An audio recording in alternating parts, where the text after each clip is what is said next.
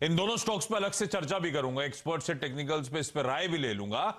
लेकिन आज का सीएनबीसी आवाज का फ्राइडे का मॉर्निंग पैनल आपकी स्क्रीन पर आएगा। सब के सब सुबह सुबह तड़के जुड़ते हुए नजर आएंगे।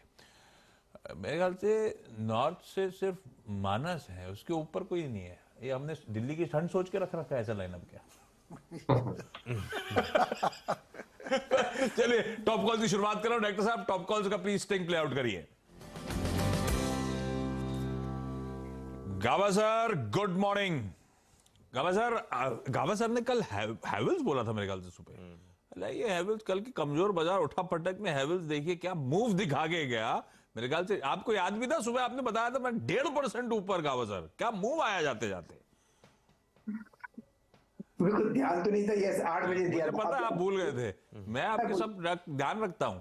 Thank you. आप मेरे को पूरा टैब रखते हैं, पूरा टैब होता है ना, ये भी टैब पूरा रखते हैं। अच्छा, हैवेल्स जैसा कोई आज भी चमत्कारी स्टॉक रेडी है क्या? बिल्कुल। बताइए सर। आज का जो स्टॉक है मैंने चुना है वो सेफ्टी बेट है यहाँ पर। बिल्कुल सेफ्टी मार्जिन जरूरी है, इसलिए स्टॉक चुना है मैंने HUL, हिंदुस्तान यूनिलीवर।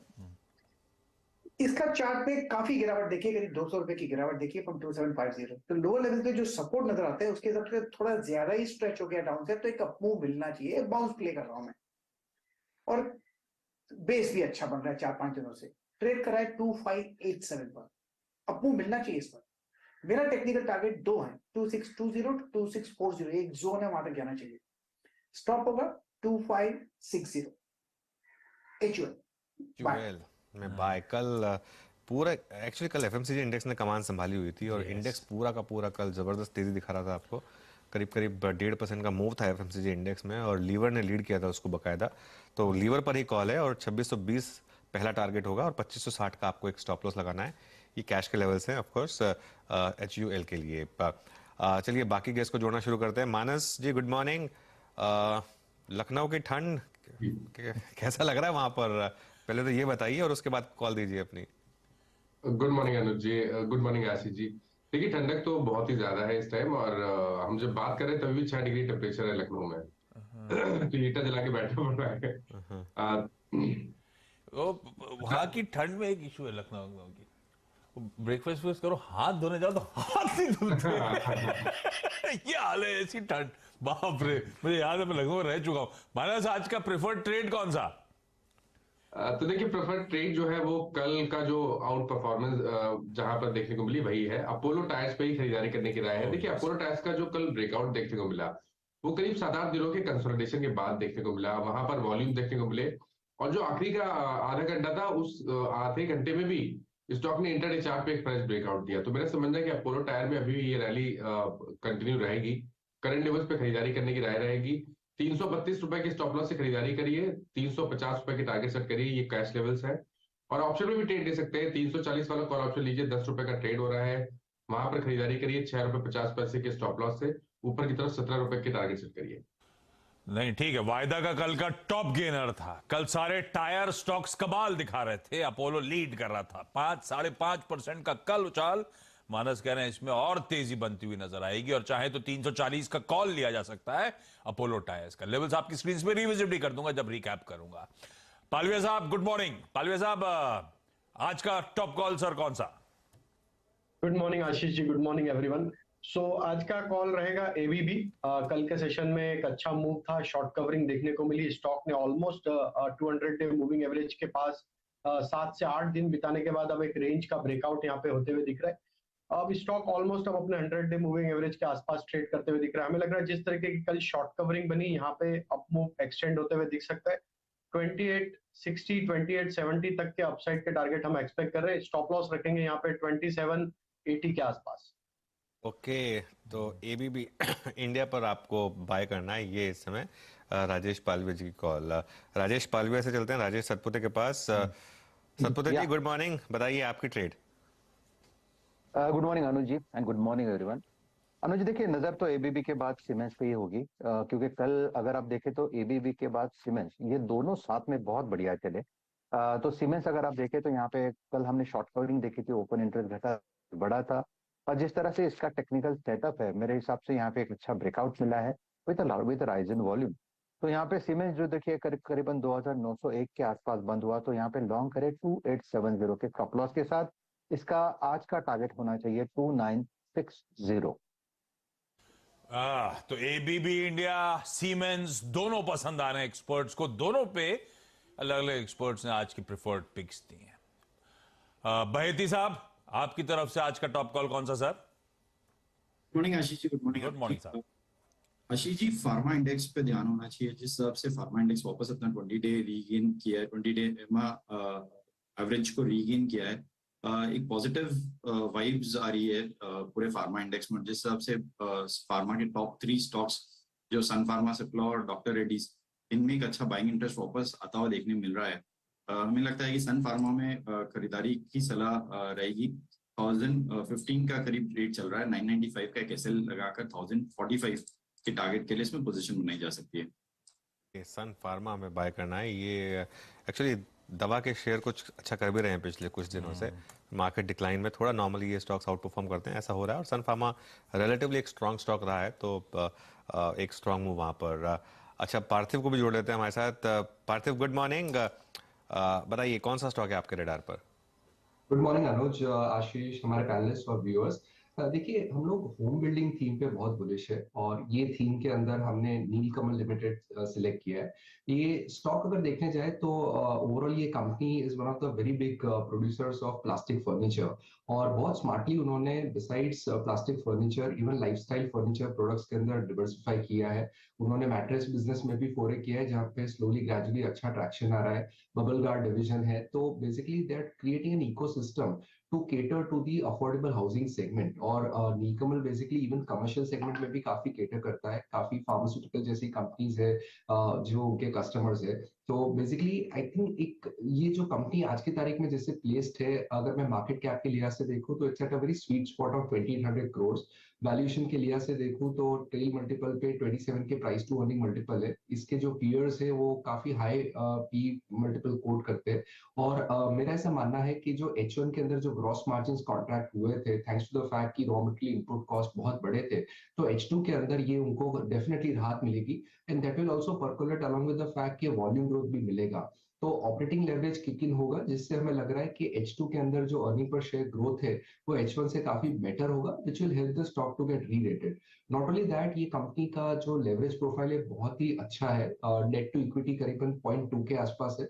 और अच्छी बात ये है कि ये लोग ने कैपेक्स भी किया था करीबन 40-50 करोड़ का, तो आगे जाते उसके वजह से भी वॉल्यूम्स ड्राइव अप होंगे।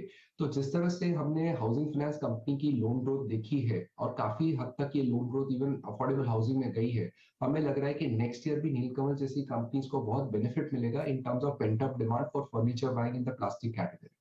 तो ये स्टॉक लॉन्ग टर्म के लिहाज से हम लोग इन्वेस्टर्स को सजेस्ट करेंगे।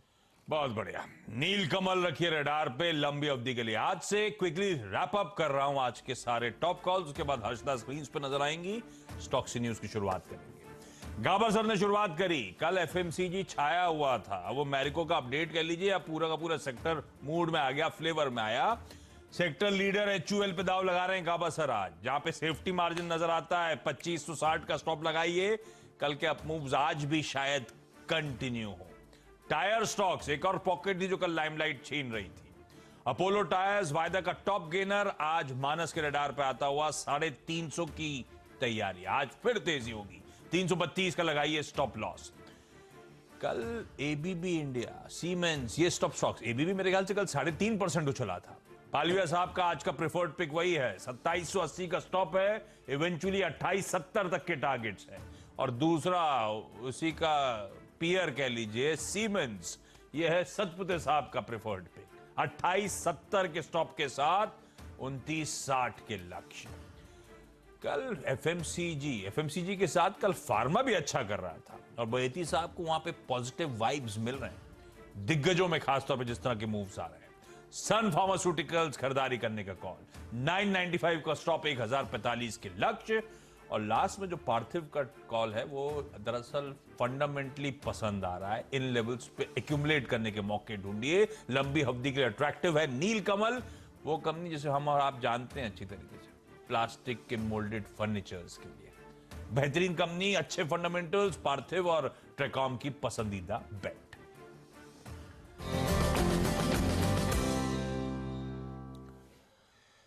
चलिए अब जरा खबरों वाले स्टॉक्स की तरफ रुख कर लिया जाए और हर्षदा आपको आपकी स्क्रीन पे नजर आएंगी। Harshada good morning.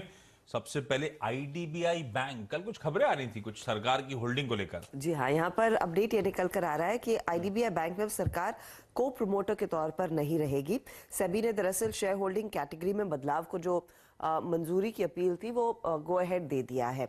अब विनिवेश के बाद सरकार की हिस्सेदारी पब्लिक कैटेगरी में आकी जाएगी। और आपको याद होगा इस पर दरअसल हम बातचीत भी कर रहे थे लक्ष्मण से कुछ हफ्ते पहले, क्या चल रहा है उन्होंने डिटेल दिए थे। अब सरकार ने वोटिंग राइट्स 15% से ज्यादा नहीं होंगे, ये नहीं होने की शर्त रखी थी। कैटेगरी बदलने से सरकार हिस्सेदारी बेचने में मदद मिलने के आसार बनते हुए दिखाई देंगे, तो होपफुली विनिवेश की प्रक्रिया और मजबूत होती हुई दिखाई देगी। सरकार का करीब 45% का हिस्सा है, 30% स्टेक बेचना चाहती है। एक साल में मिनिमम शेयर होल्डिंग नियम पूरा करना होगा और आईडीबीआई बैंक के जो खरीदने वाला है, जो नई पार्टी निकल कर आएगी एज अ प्रोमोटर, उनको इंश्योर करना होगा ये नियम पूरा होता हुआ दिखाई देगा। तो ये फिलहाल कुछ डेवलपमेंट्स आते हुए, और मार्केट तो यही मानता है कि इससे शायद वो विनिवेश की प्रक्रिया और पेस पकड़ सकती है। अब देखना यही है कि सामने कौन निकल कर आता है और किसके जिम्मे आईडीबीआई बैंक आता है। बिल्कुल, और एक्चुअली इसमें काफ़ी दम है स्टोरी में, ट्रैक्शन भी है, क्योंकि अभी जो पीएसयू बैंकों की हालत सुधरी है उसके बाद काफ़ी बैंक, और आईडीबीआई बैंक देखिए आशीष, हर नुक एंड कॉर्नर में आपको इसकी ब्रांच और एटीएम दिखाई देती है क्लियरली। तो एक अच्छा एसेट है, एक मतलब इसकी एक एनपीए की बहुत बड़ी प्रॉब्लम हुई थी और धीरे धीरे रिजॉल्व हो रही है, और अगर पूरी इंडस्ट्री की रिजॉल्व हो रही है तो ऑब्वियसली आईडीबीआई बैंक की भी होगी। और मुझे लग रहा है कि ये 2-3 बैंकों के नाम भी आए थे जिन्होंने एक क्लियरली वो इंटरेस्ट दिखाया था इसमें, और इसमें मुझे लग रहा है कि अब अगले 2 महीने में कुछ ना कुछ मूव आएगा यहाँ पर, और हो सकता है कि बजट के आसपास शायद आपको आईडीबीआई बैंक में कुछ अच्छा एक कंक्रीट मूव दिखाई दे। मतलब ये सब जो चीज़ें हो रही हैं ये एक इंडिकेट कर रहा है कि गवर्नमेंट के पास शायद एक विलिंग बायर है, और उसी लिए या एक से ज़्यादा विलिंग बायर्स हैं, और इसके लिए वो अब जो ये सब एक्शंस हो रहे हैं, तो एक 1+1 अगर आप एक नॉर्मल वो स्टडी करेंगे प्लस पीएसयू बैंकों का मूव, मुझे लग रहा है कि इसमें दाम है थोड़ा सा। स्वीट स्पॉट पे आता हुआ आईडीबीआई बैंक 94-95% प्रमोटर्स का हिस्सा, जिसमें एलआईसी था, जिसमें भारत सरकार थी। भारत सरकार के हिस्से को प्रमोटर से डी क्लासिफाई करके पब्लिक होल्डिंग में डाल दिया जाएगा। एलआईसी के पास 49% स्टेक है, ध्यान रखिए, जो कि प्रमोटर रह जाएगा। ये कहानी है आईडीबीआई। स्टेप टुवर्ड्स वो डिसइन्वेस्टमेंट विनिवेश की प्रक्रिया। पालीवाल साहब चार्ट्स पे कैसा बैठा? अगर सही है तो कल एक बढ़िया सा डोजी बना था इसमें, है ना? तो आशीष जी देखिए, ये बिल्कुल डोजी फॉर्मेशन बना था, और डेली वीकली पे भी डोजी फॉर्मेशन ही बन रहा है। तो एक रिकवरी यहाँ पे जरूर बनते हुए दिखी, और हमें लगता है जिस तरीके से यहाँ पे सेटअप बना है नियर टर्म चार्ट पे, अगर ये स्टॉक अब 52 के ऊपर सस्टेन रहा तो यहाँ पे पॉसिबिलिटी कि स्टॉक में एक 58-59 तक के अपमूव यहाँ पे आते हुए दिख सकती है। तो जिनके पास पोजीशन बने रहे 52 के आसपास का स्टॉप लॉस रखें, और अपसाइड में 58-59 पे अगर ये स्टॉक आता है तो वहाँ एक बार रिव्यू करना चाहिए, क्योंकि वो एक नियर टर्म चार्ट पे एक ब्रेकआउट लेवल है। तो जहाँ पे एक इसमें बड़ी गिरावट बनी थी वो वीकली सेटअप पे देखते हैं कि 58-59 के बाद यहाँ पे फर्दर यहाँ पे फ्रेश बाइंग भी यहाँ पे आते हुए दिख सकती है।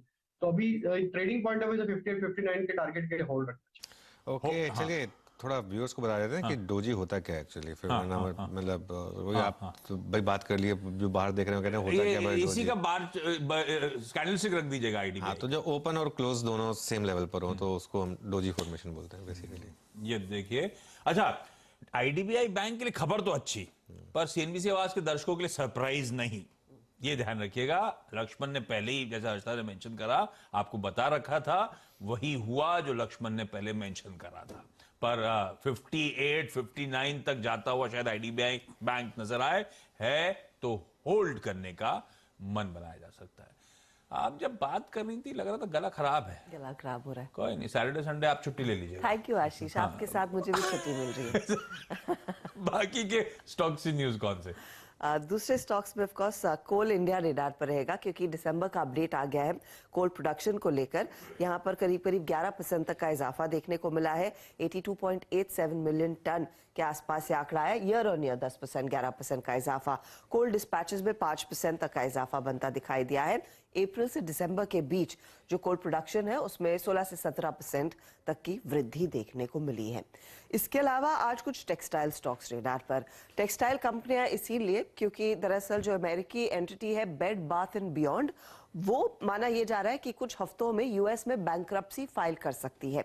इसका एक सेंटिमेंटल इंपैक्ट आएगा क्योंकि बड़े पैमाने पर कुछ भारतीय कंपनियां हैं, वेल्सपन इंडिया, इंडोकाउंट, हिम्मत सिंह का, जिनका अच्छा खासा 90% जो है एक्सपोर्ट से बिजनेस आता है।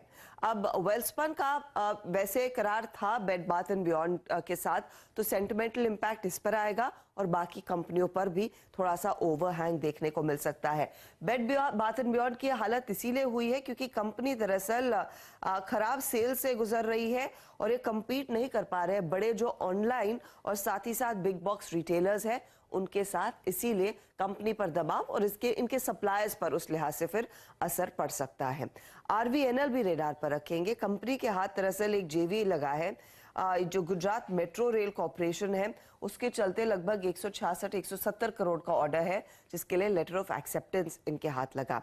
हम बिक्री के आंकड़ों पर बात कर रहे थे और फोर्स मोटर्स का जो अपडेट आया है, टोटल प्रोडक्शन दिसंबर के महीने में करीब 12% बढ़ी है। साथ ही साथ डोमेस्टिक सेल्स में 14% का इजाफा देखने को मिला। एक्सपोर्ट जो है वो करीब 27% बढ़ता हुआ दिखाई दिया है, तो ये भी स्टॉक आप रेडार पर रखेंगे। मुकुंद के लिए एक अपडेट, और ये सब हम जानते थे इवेंचुअली होना था, फाइनली इनके हाथ पैसे लगते हुए दिखाई दे रहे हैं। कंपनी ने थाने में जो कालवे और दिघे फैसिलिटी है वहां पर ये लगभग 46 एकड़ की जमीन बेचने का जो सौदा है वो पूरा कर लिया है। इस सौदे के बाद कंपनी के हाथ करीब 800 करोड़ की राशि हाथ में आती हुई दिखाई दे रही है। सीएट रेडार पर रहेगा। आप मानस से अपडेट ले भी रहे थे कि एक टायर स्टॉक्स में नजरें रहनी चाहिए। दरअसल एक डिटेल्ड इंटरव्यू अनंत गोयनका ने मिंट अखबार के साथ किया है, उससे कुछ हाइलाइट्स मैं आपके सामने पेश कर रही हूँ। कंपनी दरअसल $2 बिलियन के रेवेन्यू को नियर टर्म में क्रॉस करने का विजन रखती है। इनका फोकस पैसेंजर और ऑफ हाईवे टायर सेगमेंट पर इस समय है।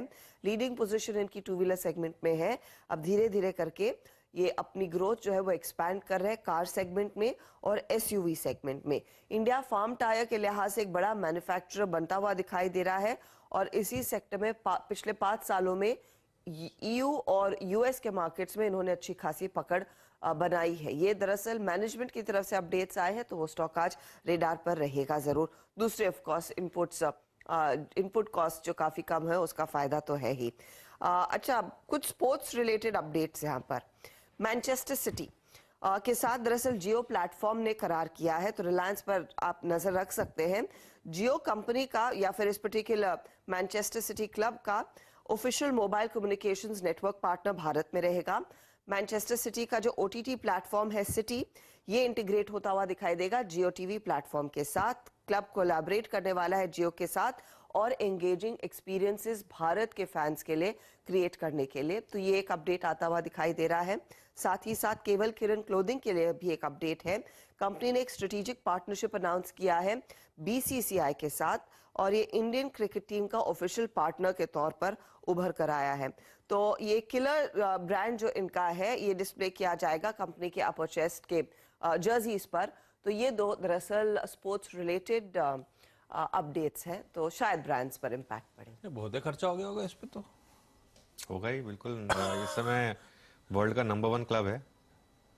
नहीं, ये केवल किरण वाला नहीं, अच्छा मुझे लगा आप उसकी बात कर रहे हैं जो उससे पहले। मुझे लगा था ये होने वाला है। हाँ, मैं तो केवल नंबर किरण 1 के नंबर 2 आई थॉट आर्सेनल अभी भी आगे है, ये कैच अप कर रहे हैं। नहीं, वो आर्सेनल लीग में लीग में, हाँ मैं लीग के लिहाज से, लेकिन मैं देखिए जहाँ भी स्पोर्ट्स की बात आती है मैं कुछ और नहीं सुनता एक्चुअली, तो इसके लिए मैं फोकस उसी पे था कि वो मैनचेस्टर सिटी वाली बात हो रही है, तो मतलब क्लब वाइज मतलब आज की डेट में नंबर 1 क्लब सही कह रहे हैं, इतना ही पता है मुझे।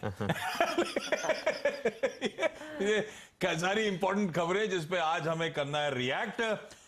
ये कोल इंडिया, पार्थिव क्या कर रहा आप लोग? कंसोलिडेशन में चला गया था, प्रोडक्शन वगैरह के आंकड़े जो आए दिसंबर के वो तो अच्छे इंकरेजिंग है, पर कोल इंडिया एट 225 के आसपास कितना अट्रैक्टिव लग रहा है? देखिए आशीष, नो डाउट कोल इंडिया में प्रोडक्शन नंबर्स अच्छे और ई ऑक्शन से जो उनको बिक्री होती है उसमें भी रियलाइजेशंस काफी हेल्दी रहते हैं। तो हमारा ऐसा मानना है कि आने वाले 2 क्वार्टर्स के अंदर आई थिंक अच्छी विजिबिलिटी है कि कंपनी का रिजल्ट्स काफी दमदार रहे और हम जानते हैं कि coal India as a PSU stock हमेशा as a dividend yield play गिना जाता है। कोई भी इन्वेस्टर अगर कोल इंडिया में इन्वेस्ट करने का सोचता भी है तो वो हमेशा डिविडेंड यील्ड के वजह से ही सोचता है। नो डाउट काफी समय तक ये 150 170 के जोन में था, उसके बाद अभी 200 220 के आसपास जूझ रहा है। I think very frankly it's a very slow moving stock, काफी बोरिंग स्टॉक है। तो डिस्पाइट द फैक्ट कि काफी पीएसयूज में हमने बहुत अच्छा ट्रैक्शन देखा है, हमें नहीं लगता कि कोल इंडिया यहाँ से मैसिव रीरेट हो। हाँ, डिविडेंड यील्ड इन्वेस्टर्स के लिए बात ठीक है, लेकिन अभी हम जानते हैं कि डिविडेंड यील्ड कितना टैक्स एफिशिएंट नहीं रहा, तो हमारे लिहाज से I think coal India as a stock हम अवॉइड ही करने की सलाह देंगे। गाबा सर, मैक्रोटेक डेवलपर्स देखिए, मुझे याद पड़ता है कल शाम को आप रुस्तम जी का स्टॉक देख रहे थे, कल बाजार बंद होते थे, उनके अपडेट्स आए थे मुंबई रिलेटेड। अभी आ गया है मैक्रोटेक डेवलपर्स, लोधा डेवलपर्स का Q3 अपडेट। प्री सेल्स 16% बढ़े, कलेक्शंस 26% का जंप, और नेट डेट 750 करोड़ रुपए रिड्यूस करी। तो आंकड़े तो ठीक दिख रहे हैं, कल हरे में भी बंद हुआ। काबा सर, चार्ट पे कैसा प्लेस्ड? बाई मोड पर कह सकता हूं है लोअर लेवल्स पे, जैसे कि 1500 जोन से करीब 900 जोन से था ये जोन ऑफ, लगता है कि यहां से एक सपोर्ट मिल सकता है। अब ट्रेड कर रहा है 1077 के आसपास, मुझे लगता है सपोर्ट है 1040 के आसपास। अगर डिप मिलता है 1040-45 तक तो बाइंग अपॉर्चुनिटीज रहेगी, सेफ बाइंग अपॉर्चुनिटीज रहेगी। या तो फिर 1100 पार कर ले दिल से, वो दिल से पार करना जरूरी है, खाली मोमेंटली पार करना जरूरी नहीं है। तो जरा इनको जरा एक स्लगिश माहौल है, थोड़ा डिप आने दीजिए, फिर एक मेरे ख्याल से एक बेहतर ट्रेड बनेगा रिस्क रिवॉर्ड के हिसाब से। लोधा ठीक बात। तो ये हो गया जो अभी अभी क्वार्टरली अपडेट आया उस पर गाबा सर का व्यू। लेकिन ब्रोकरेजेस के रडार पे क्या है? मेरे ख्याल से रिलायंस इंडस्ट्रीज की अभी भी हर्षदा चर्चा भी कर रही थी, वो मैनचेस्टर यूनाइटेड की हम लोग बातचीत कर ही रहे थे, और रिलायंस पे दरअसल एक ब्रोकरेज की कवरेज रिपोर्ट भी आती हुई। यतिन जुड़ चुके हैं। Yatin, good morning. Good morning क्या आशीष। update? या तो रिलायंस इंडस्ट्रीज पे जेफरीज का काफी टाइम से बाय कॉल रहा है और 3100 रुपए का टारगेट है। तो जो करंट मार्केट प्राइस है उससे आपको दिखेगा कि करीब 20-25% जितनी अपसाइड स्टॉक में अभी भी बची हुई है। इनफैक्ट 2500 का करंट मार्केट प्राइस है और 3100 का टारगेट है।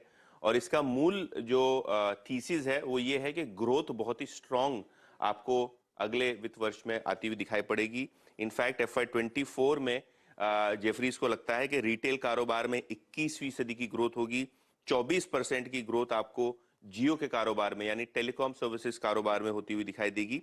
और अगर हम O2C कारोबार की बात करें यानी ऑयल टू केमिकल बिजनेस की बात करें, तो अगर चाइना ओपनिंग अप थीम बैठ जाती है अगले 6-12 महीनों के लिए, तो शायद आपको पेट्रोकेमिकल के दाम काफी इंप्रूव होते हुए दिखाई दे सकते हैं, और इसीलिए O2C कारोबार पे भी आपको अर्निंग्स अपसाइड देखने को मिल सकती है। इनफैक्ट जेफरीज को लगता है कि जो ग्रीन हाइड्रोजन का कारोबार है और ग्रीन एनर्जी कारोबार है, शायद मार्केट उसको वैल्यूएशन ठीक से नहीं दे रहा है, और वो भी एक चीज आपको FY24 के लिए अपने रेडार पे रखनी होगी। और ये सब कारणों की वजह से स्ट्रॉन्ग अर्निंग ग्रोथ और ग्रीन हाइड्रोजन एक डार्क हॉर्स सेगमेंट बन सकता है रिलायंस के लिए, ऐसा जेफरीज का मानना है, और इसीलिए खरीदारी की सलाह है। रिपीट कर रहा हूं, टारगेट है 3100 रुपए, और ऑब्वियसली स्टैंडर्ड डिस्क्लेमर आपके स्क्रीन पे अब आएगा। 3100 का लक्ष्य, 2500 पे स्टॉक खड़ा हुआ, यानी कि ऑलमोस्ट 25%, 24% के आसपास का बढ़िया अपसाइड जेफरीज को यहां से नजर आता है। और शायद ग्रीन हाइड्रोजन का जो बिजनेस जिसपे तगड़े स्पेंड्स की तैयारी हो रही है, वो बाजार अब तक पूरी तरह से फैक्टर इन नहीं कर रहा है। पार्थिव, आप लोग का हाउस कॉल क्या रिलायंस इंडस्ट्रीज पे लंबी अवधि को लेकर? डेफिनेटली यहाँ पे वैल्यूएशंस बहुत ही अट्रैक्टिव है, और I fully agree with the fact कि रिलायंस इंडस्ट्रीज का जो नया न्यू एनर्जी बिजनेस है वहाँ पे because of lack of clarity हम देख रहे हैं कि market sum of part valuation में उसको ज्यादा वैल्यू नहीं देगा। लेकिन आई थिंक इन 2024 हम लोग देखेंगे कि काफी हद तक जो गीगा फैक्ट्रीज की बात है, स्पेशली जो पीवी सेल्स है, जो बैटरीज है, वो सबका आई थिंक प्रोडक्शन चालू होगा, तो काफी एक रैशनैलिटी मिलेगी मार्केट को इन टर्म्स ऑफ ये नए बिजनेस में। और यही चीज हमने पास्ट में भी रिलायंस के ट्रैक रिकॉर्ड में देखा है कि जब भी कोई नए बिजनेस वर्टिकल में बड़ा कैपेक्स करते हैं, तब इनिशियली जब तक ये बिजनेस और रेवेन्यू जनरेट नहीं करता, तब तक मार्केट उसको वैल्यू नहीं करता है। लेकिन आई थिंक हम जानते हैं कि it is not only in India but world over, I think जो ग्रीन हाइड्रोजन और जो क्लीन हाइड्रोकार्बन की बात हो रही है, उसमें रिलायंस जो जिस तरह से फोरे कर रहा है, करीबन 75,000 करोड़ का कैपेक्स है, तो मुझे नहीं लगता कि वहां पे ये रुकेगा। बिकॉज जिस तरह की डिमांड है और इंडिया अगर हाइड्रो हाइड्रोकार्बन का इंपोर्ट कम कर सकता है ये नए एनर्जी फोरे की वजह से, तो रिलायंस और अदानी जैसी कंपनीज है वो इसमें कैपेक्स डेफिनेटली बढ़ाएंगे। प्लस रिटेल बिजनेस में भी हमने देखा है कि काफी कैपेसिटी स्टोर एडिशंस हुए, जिसका फायदा आने वाले 2-3 साल में बहुत अच्छे पैनल में मिलेगा। तो अभी रिलायंस डिस्पाइट द फैक्ट कि O2C अभी काफी क्रूशियल बिजनेस है, हम डिनाई नहीं कर सकते, लेकिन वहां पे थोड़ी टेपिडनेस है। लेकिन दूसरे जो कंज्यूमर सेंट्रिक बिजनेस है इसके अंदर जिस तरह से ट्रैक्शन हम लोग देख रहे हैं, हमें डेफिनेटली लग रहा है कि सम ऑफ पार्ट वैल्यूएशन के लिहाज से रिलायंस का 3000 का प्राइस आई थिंक जस्टिफाइड है। तो ये साल में I think Reliance can be a very good stock to own, और मार्जिन ऑफ सेफ्टी बहुत हाई लग रही है ये प्राइस से। सेफ है, मार्जिन ऑफ सेफ्टी बढ़िया है, 3000 के लॉजिकल टारगेट्स नजर आते हैं। 2023 के लिए प्रिफर्ड पिक हो सकता है, रडार पे रखें। पर क्योंकि स्टैंडर्ड डिस्क्लेमर स्क्रीन पर आ जाएगा, इस चैनल का स्वामित्व प्रबंधन रिलायंस इंडस्ट्रीज के पास है, तो एक इंडिपेंडेंट एडवाइजर से और बातचीत कर लीजिएगा अगर कोई मन बना रहे हो। कल के एक्शन वाले स्टॉक्स, मानस, बजाज फाइनेंस, कल वो क्वार्टरली अपडेट पर रिएक्शन खुलते ही 5% और इवेंचुअली क्लोज होते तो 7-7.25% का दबाव, सीरियस अनवाइंडिंग, 6100 पे आके खड़ा हो चुका है स्टॉक। क्या लग रहा है? देखिए, इसमें तो कोई डाउट नहीं कि यहाँ पर ट्रेंड वीक लग रहा है, इंपॉर्टेंट सपोर्ट ब्रीच हुआ है और आप उम्मीद कर सकते हैं कि यहाँ पर गिरावट बढ़ेगी तो शायद आपको 5800 तक के भाव भी देखने को मिल जाएंगे।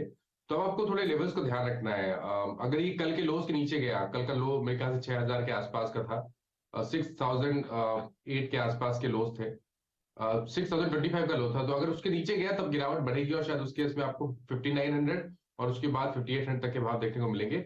खरीदारी कब करनी है? खरीदारी केवल तभी करेंगे जब 6350 के लेवल्स के ऊपर बजाज फाइनेंस निकले, उससे पहले ये सेल ऑन रैलीज का ही स्टॉक बना रहेगा। सेल ऑन रैलीज का स्टॉक है, दबाव और गहरा सकता है। अनटिल 6350 के टेरिटरी के ऊपर जाना शुरू करे तब तक मूड नहीं बदलेगा इस स्टॉक में। सेल ऑन राइज वाला स्टॉक आपकी स्क्रीन पर। दूसरा सरदर्द कल बाजार के लिए था बहेती साहब, आईसीआईसीआई बैंक। कल मेरे ख्याल से 2.5% का दबाव, तगड़ा प्रेशर। निफ्टी बैंक में सबसे ज्यादा यार एक ही था जो मीनिंगफुल तगड़ा नॉक झेल रहा था, वो ये स्टॉक था आपकी स्क्रीन पे। वैसे आज सुबह जेफरीज की एक रिपोर्ट आई है, बाय कॉल 1150 के लक्ष्य, और वो कह रहे हैं लोकल स्टाफ को कहा गया है कि वो पीपीओपी, प्री प्रोविजनिंग ऑपरेटिंग प्रॉफिट, उसको टारगेट लेकर चलें, ना कि सेल्स टारगेट, ताकि ग्रोथ बेहतर होती हुई नजर। ये सब पुरानी बातें थी, बख्शी साहब के आने के बाद हुआ है। जेफरीज मानता है 1150 का भाव शायद एक्यूमुलेट करें लंबी अवधि के लिए, लेकिन इस समय तो सीरियस अनवाइंडिंग झेल रहा है। दिक्कत इसी स्टॉक से थी। वैद्य साहब, कितना चार्ट्स पे मूड बिगड़ा है, क्या अप्रोच रहेगा आपका? जी आशीष जी, चार्ट्स पे स्ट्रक्चर तो काफी खराब हो चुका है, लेकिन शॉर्टिंग की सलाह नहीं रहेगी। हमें लगता है कि एक पुलबैक शायद देखने मिल सकता है, और जिससे आपका वेटेज आईसीआईसीआई बैंक का बैंक निफ्टी में आ गया है, ऑलमोस्ट एचडीएफसी के बराबर का वेटेज आ गया है, तो एक सीरियस कंटेंडर बन जाता है कि बैंक निफ्टी के मूव में एक बड़ा स्विंग कंट्रीब्यूट करता है। तो थोड़ा सा अवॉइड करने की सलाह है करंट लेवल्स पे। हमें लगता है कि थोड़ा सा वेट एंड वॉच है। अगर कोई सीरियस क्रैकडाउन आता है 870 के नीचे, तभी इसमें शॉर्टिंग अपॉर्चुनिटी ढूंढने की सलाह रहेगी। हमें लगता है कि यहाँ से एक पुल बैक देखने मिल सकता है, जो कि इसे 890 तक भी ले जा सकता है, बट उसमें खरीदारी की सलाह नहीं है। तो एक अवॉइड कैटेगरी का स्टॉक है फिलहाल। ठीक है, तो वेट एंड वॉच वाले मोड पे रखिए इस समय आईसीआईसीआई बैंक को। प्रेशर डैमेज तो हुआ है, लेकिन इसमें अब शॉर्ट की सलाह नहीं है। सतपुर साहब, कल का एक प्रिफर्ड पिक था शर्मिला जोशी की तरफ से अशोक लेलैंड, दिन के दौरान बढ़िया मूव्स डिलीवर करके गया। चार्ट दिखाइएगा स्क्रीन पर डायरेक्टर साहब। मेरे ख्याल से 2%, हाँ, ये जाते जाते बढ़िया मूव बने थे अशोक लेलैंड पे। सतपुर साहब, कैसा लग रहा है चार्ट्स पे? फंडामेंटल्स तो कल हमने सुने थे, चार्ट्स पे कैसा स्टैक्ड अप?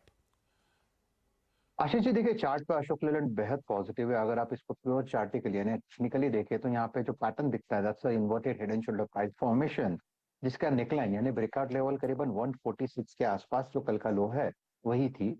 तो 146 के आसपास अगर आपको एंट्री मिले तो बेहतरीन होगा। आपका जो टारगेट होगा वो रहेगा 158 टू 160। तो पोजिशनली भी मुझे लगता है अशोक लेलैंड बेहतर होगा।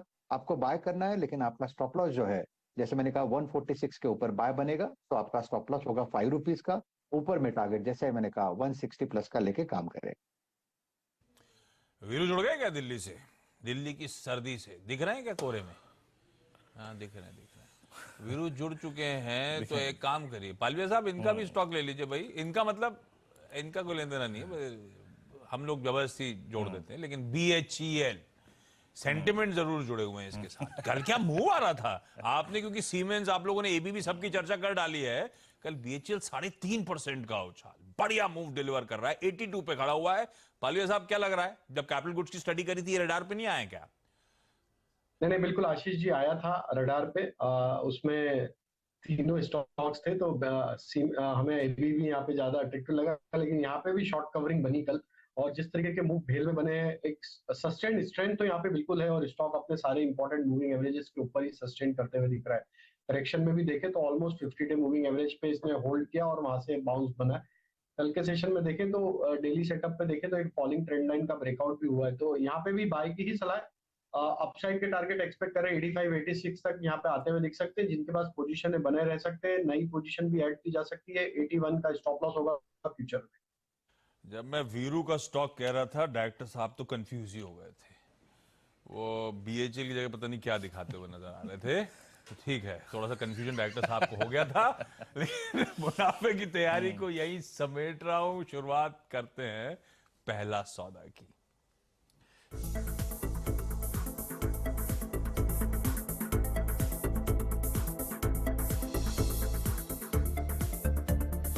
ये है पहला सौदा, सीएनबीसी आवाज मोतीलाल ओसवाल स्टूडियो से लाइव।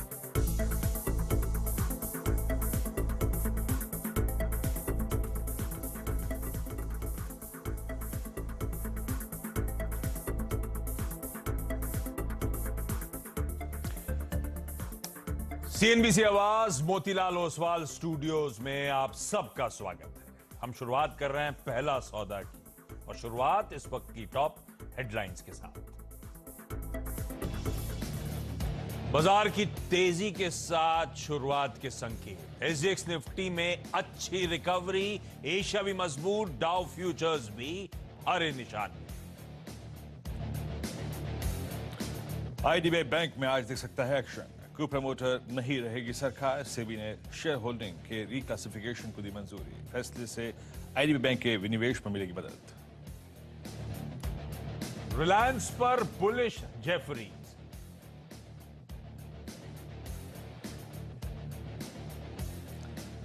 स्वागत है आप सभी का पहला सौदा में। और जनाब आशीष, सता लो मुझे जितना सताना है, बुरा नहीं मानूंगा। साल का पहला शुक्रवार है, आइए let's celebrate this Friday, first Friday of 2023। आपकी स्क्रीन पे हरा रंग अगर आप देखें, स्क्रीन पे है इट्स 18081, करीब करीब 12 सेकंड बाकी हैं। और अगर आप इस वक्त रेस्ट ऑफ एशिया को देखें तो रेस्ट ऑफ एशिया में आप देखें तो कुछ मिला जुला सा रुझान है। स्ट्रेट टाइम्स अगर आप देखें बैकफुट पे, बाकी कॉस्पी ताइवान का इंडेक्स लगभग 1.25% और 0.5% ऊपर आके ट्रेड करता हुआ, दैट्स गुड। और कल वॉल स्ट्रीट पे भले ही अगर आप देखें गिरावट थी, लेकिन शायद उसका कुछ हद तक याद रखिएगा कल हम पेन में भी थे, इसमें कुछ राय नहीं है। And this is first weekly contract. आइए देखते हैं प्री ओपन कहां जाके शुरू हो रहा है। इट्स 17,902, 99 अंक नीचे, लगभग 119 अंक नीचे इस वक्त सेंसेक्स है। और अगर आप इस वक्त स्ट्रेंथ और वीकनेस वाले स्टॉक्स को देखें, परसेंटेज पे मत फोकस कीजिएगा, सिर्फ अगर आप देखें फोकस कीजिए ट्रेंड क्या है। कॉनकॉर लगभग 0.25%, आरबीएल स्टार परफॉर्मर मेरे ख्याल से अगर 187.45 पे खुलता है तो याद रखिएगा ये इस दौर की मेरे ख्याल से लगभग साल भर की हाईएस्ट ट्रैजेक्टरी होगी। और उसके बाद एशियन पेंट्स, बजाज फाइनेंस कल के अगर आप देखिए अपने डिजास्ट्रस अगर आप देखिए डे के बाद आज थोड़ा सा पुल बैक यहाँ पे, डेड कैट बाउंस कैसे कहते हैं इसे, आई मीन आमतौर पे। बाकी एनटीपीसी में आज करीब 0.5% की स्ट्रेंथ है। और कोल इंडिया अगर आप देखें यहाँ पर थोड़ी बहुत स्ट्रेंथ नजर आ रही है। बैकफुट पे क्या है, क्या धकेल रहा है, इसका उत्साह आपकी स्क्रीन पे। पावर किट, एचयूएल याद रखिएगा कल 3-4 बहुत स्ट्रॉन्ग पॉइंट्स थे बाजार में। एक था कैपिटल गुड्स जिसकी चर्चा आशीष ने करी, BHEL, Siemens, ABB, Cummins India, और एक था एफएमसीजी, इसमें काफी स्ट्रॉन्ग मूव था। आज एफएमसीजी हल्का सा अगर आप देखें एचयूएल बैकफुट पे नजर आ रहा है। बाकी अगर आप देखें TCS, HDFC Life, HCL Technologies backfoot पे हैं। रिलायंस 2510 पे बिल्कुल फ्लैट ट्रैजेक्टरी में खुलने की तैयारी करता हुआ। कॉनकॉर इस वक्त अगर आप देखें प्री ओपन में लीड करता हुआ करीब 0.25% ऊपर। चलते हैं आशीष के पास। एग्जैक्टली अगर आप देखें फॉरेक्स, मुद्रा बाजार और प्रीशियस मेटल्स क्या कर रहे हैं, जो कि बेहद सुनहरे दौर में है, उनका हाल क्या है समझ लेते हैं। आशीष ओवर टू यू। वीरू एकदम फ्लैट ओपनिंग है रुपए की, 82.55 कल का क्लोज, 82.54 के लेवल्स पर इस समय आपकी स्क्रीन पे कामकाज होता हुआ। नाम मात्र 1 पैसा 2 पैसे की मजबूती, लेकिन कहना चाहिए उसे फ्लैट ओपनिंग। अब आइए कमोडिटीज, कच्चा तेल और बुलियन का बाजार कैसा बिहेव कर रहा है। कच्चे तेल में 45 रुपए का उछाल, 3/4% की बढ़त के साथ 61.93 के लेवल्स पर ट्रेड हो रहा है। इंटरनेशनल मार्केट्स में भी ऑलमोस्ट $79 के आसपास ही ब्रेंट क्रूड बना हुआ है। तो मजबूत शुरुआत यहां पर। चांदी 280 रुपए का उछाल, 68,360 के लेवल्स, ऑलमोस्ट आधे % का अपटेक। और सोना थोड़ा सा सुस्ताता हुआ। सोना इंटरनेशनल मार्केट्स में भी करेक्ट हुआ है। कल और आज के बीच में $1840 प्रति आउंस के आसपास शायद सोना चला गया है। डिप आए हैं वहां पे, और हमारे भी एक लैकलस्टर सी ओपनिंग सोने की होती हुई 55,267 के लेवल्स। अच्छा, एक अपडेट और दे दूं। वायदा बैन में आज एक एंट्री है, इंडिया बुल्स हाउसिंग फाइनेंस, वो ध्यान रखिएगा। आज सुबह जो सीधा सौदा में 20 स्टॉक्स हाईलाइट हुए थे, जो बताए गए थे, उनका एक क्विक रैप अप देखिए।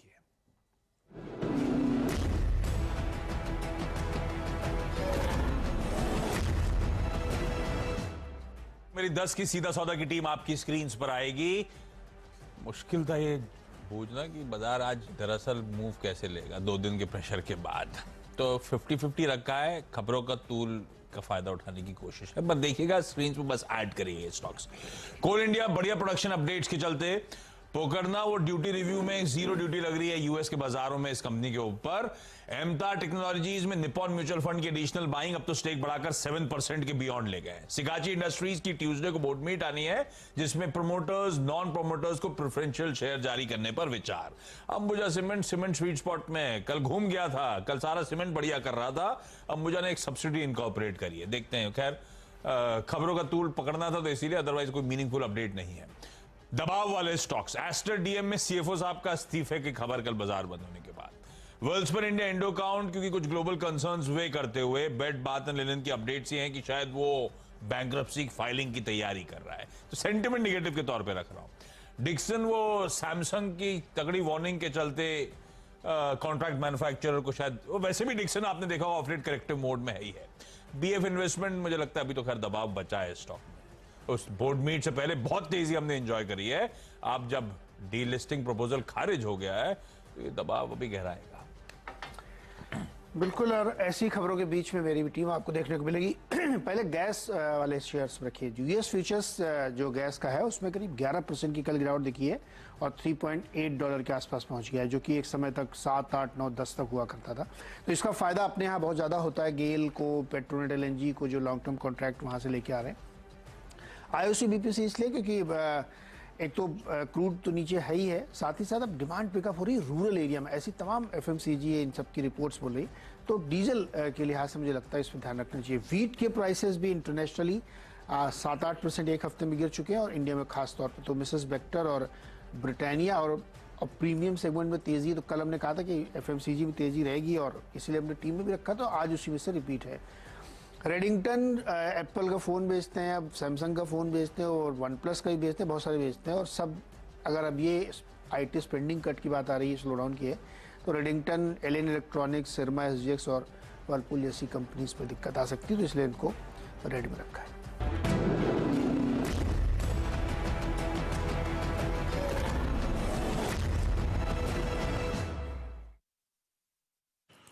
ओके, तो हमने अभी दोनों टीम्स को देखा और टीम्स के सिलेक्शन के पीछे रीजनिंग को आपने समझा। और राजेश जी, गुड मॉर्निंग। एक बिल्कुल फ्लैट ट्रेजेक्ट्री मिल रही है हमको, और हम खुलते साथ स्ट्राइक करेंगे मेरे ख्याल से 18,000 की ट्रेजेक्ट्री को।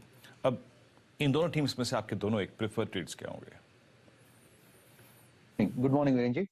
वीरेन जी देखिए, अगर आप आशीष जी की टीम देखें, मेरे हिसाब से थोड़ा सा मिड कैप में ट्रैक्शन रहेगा।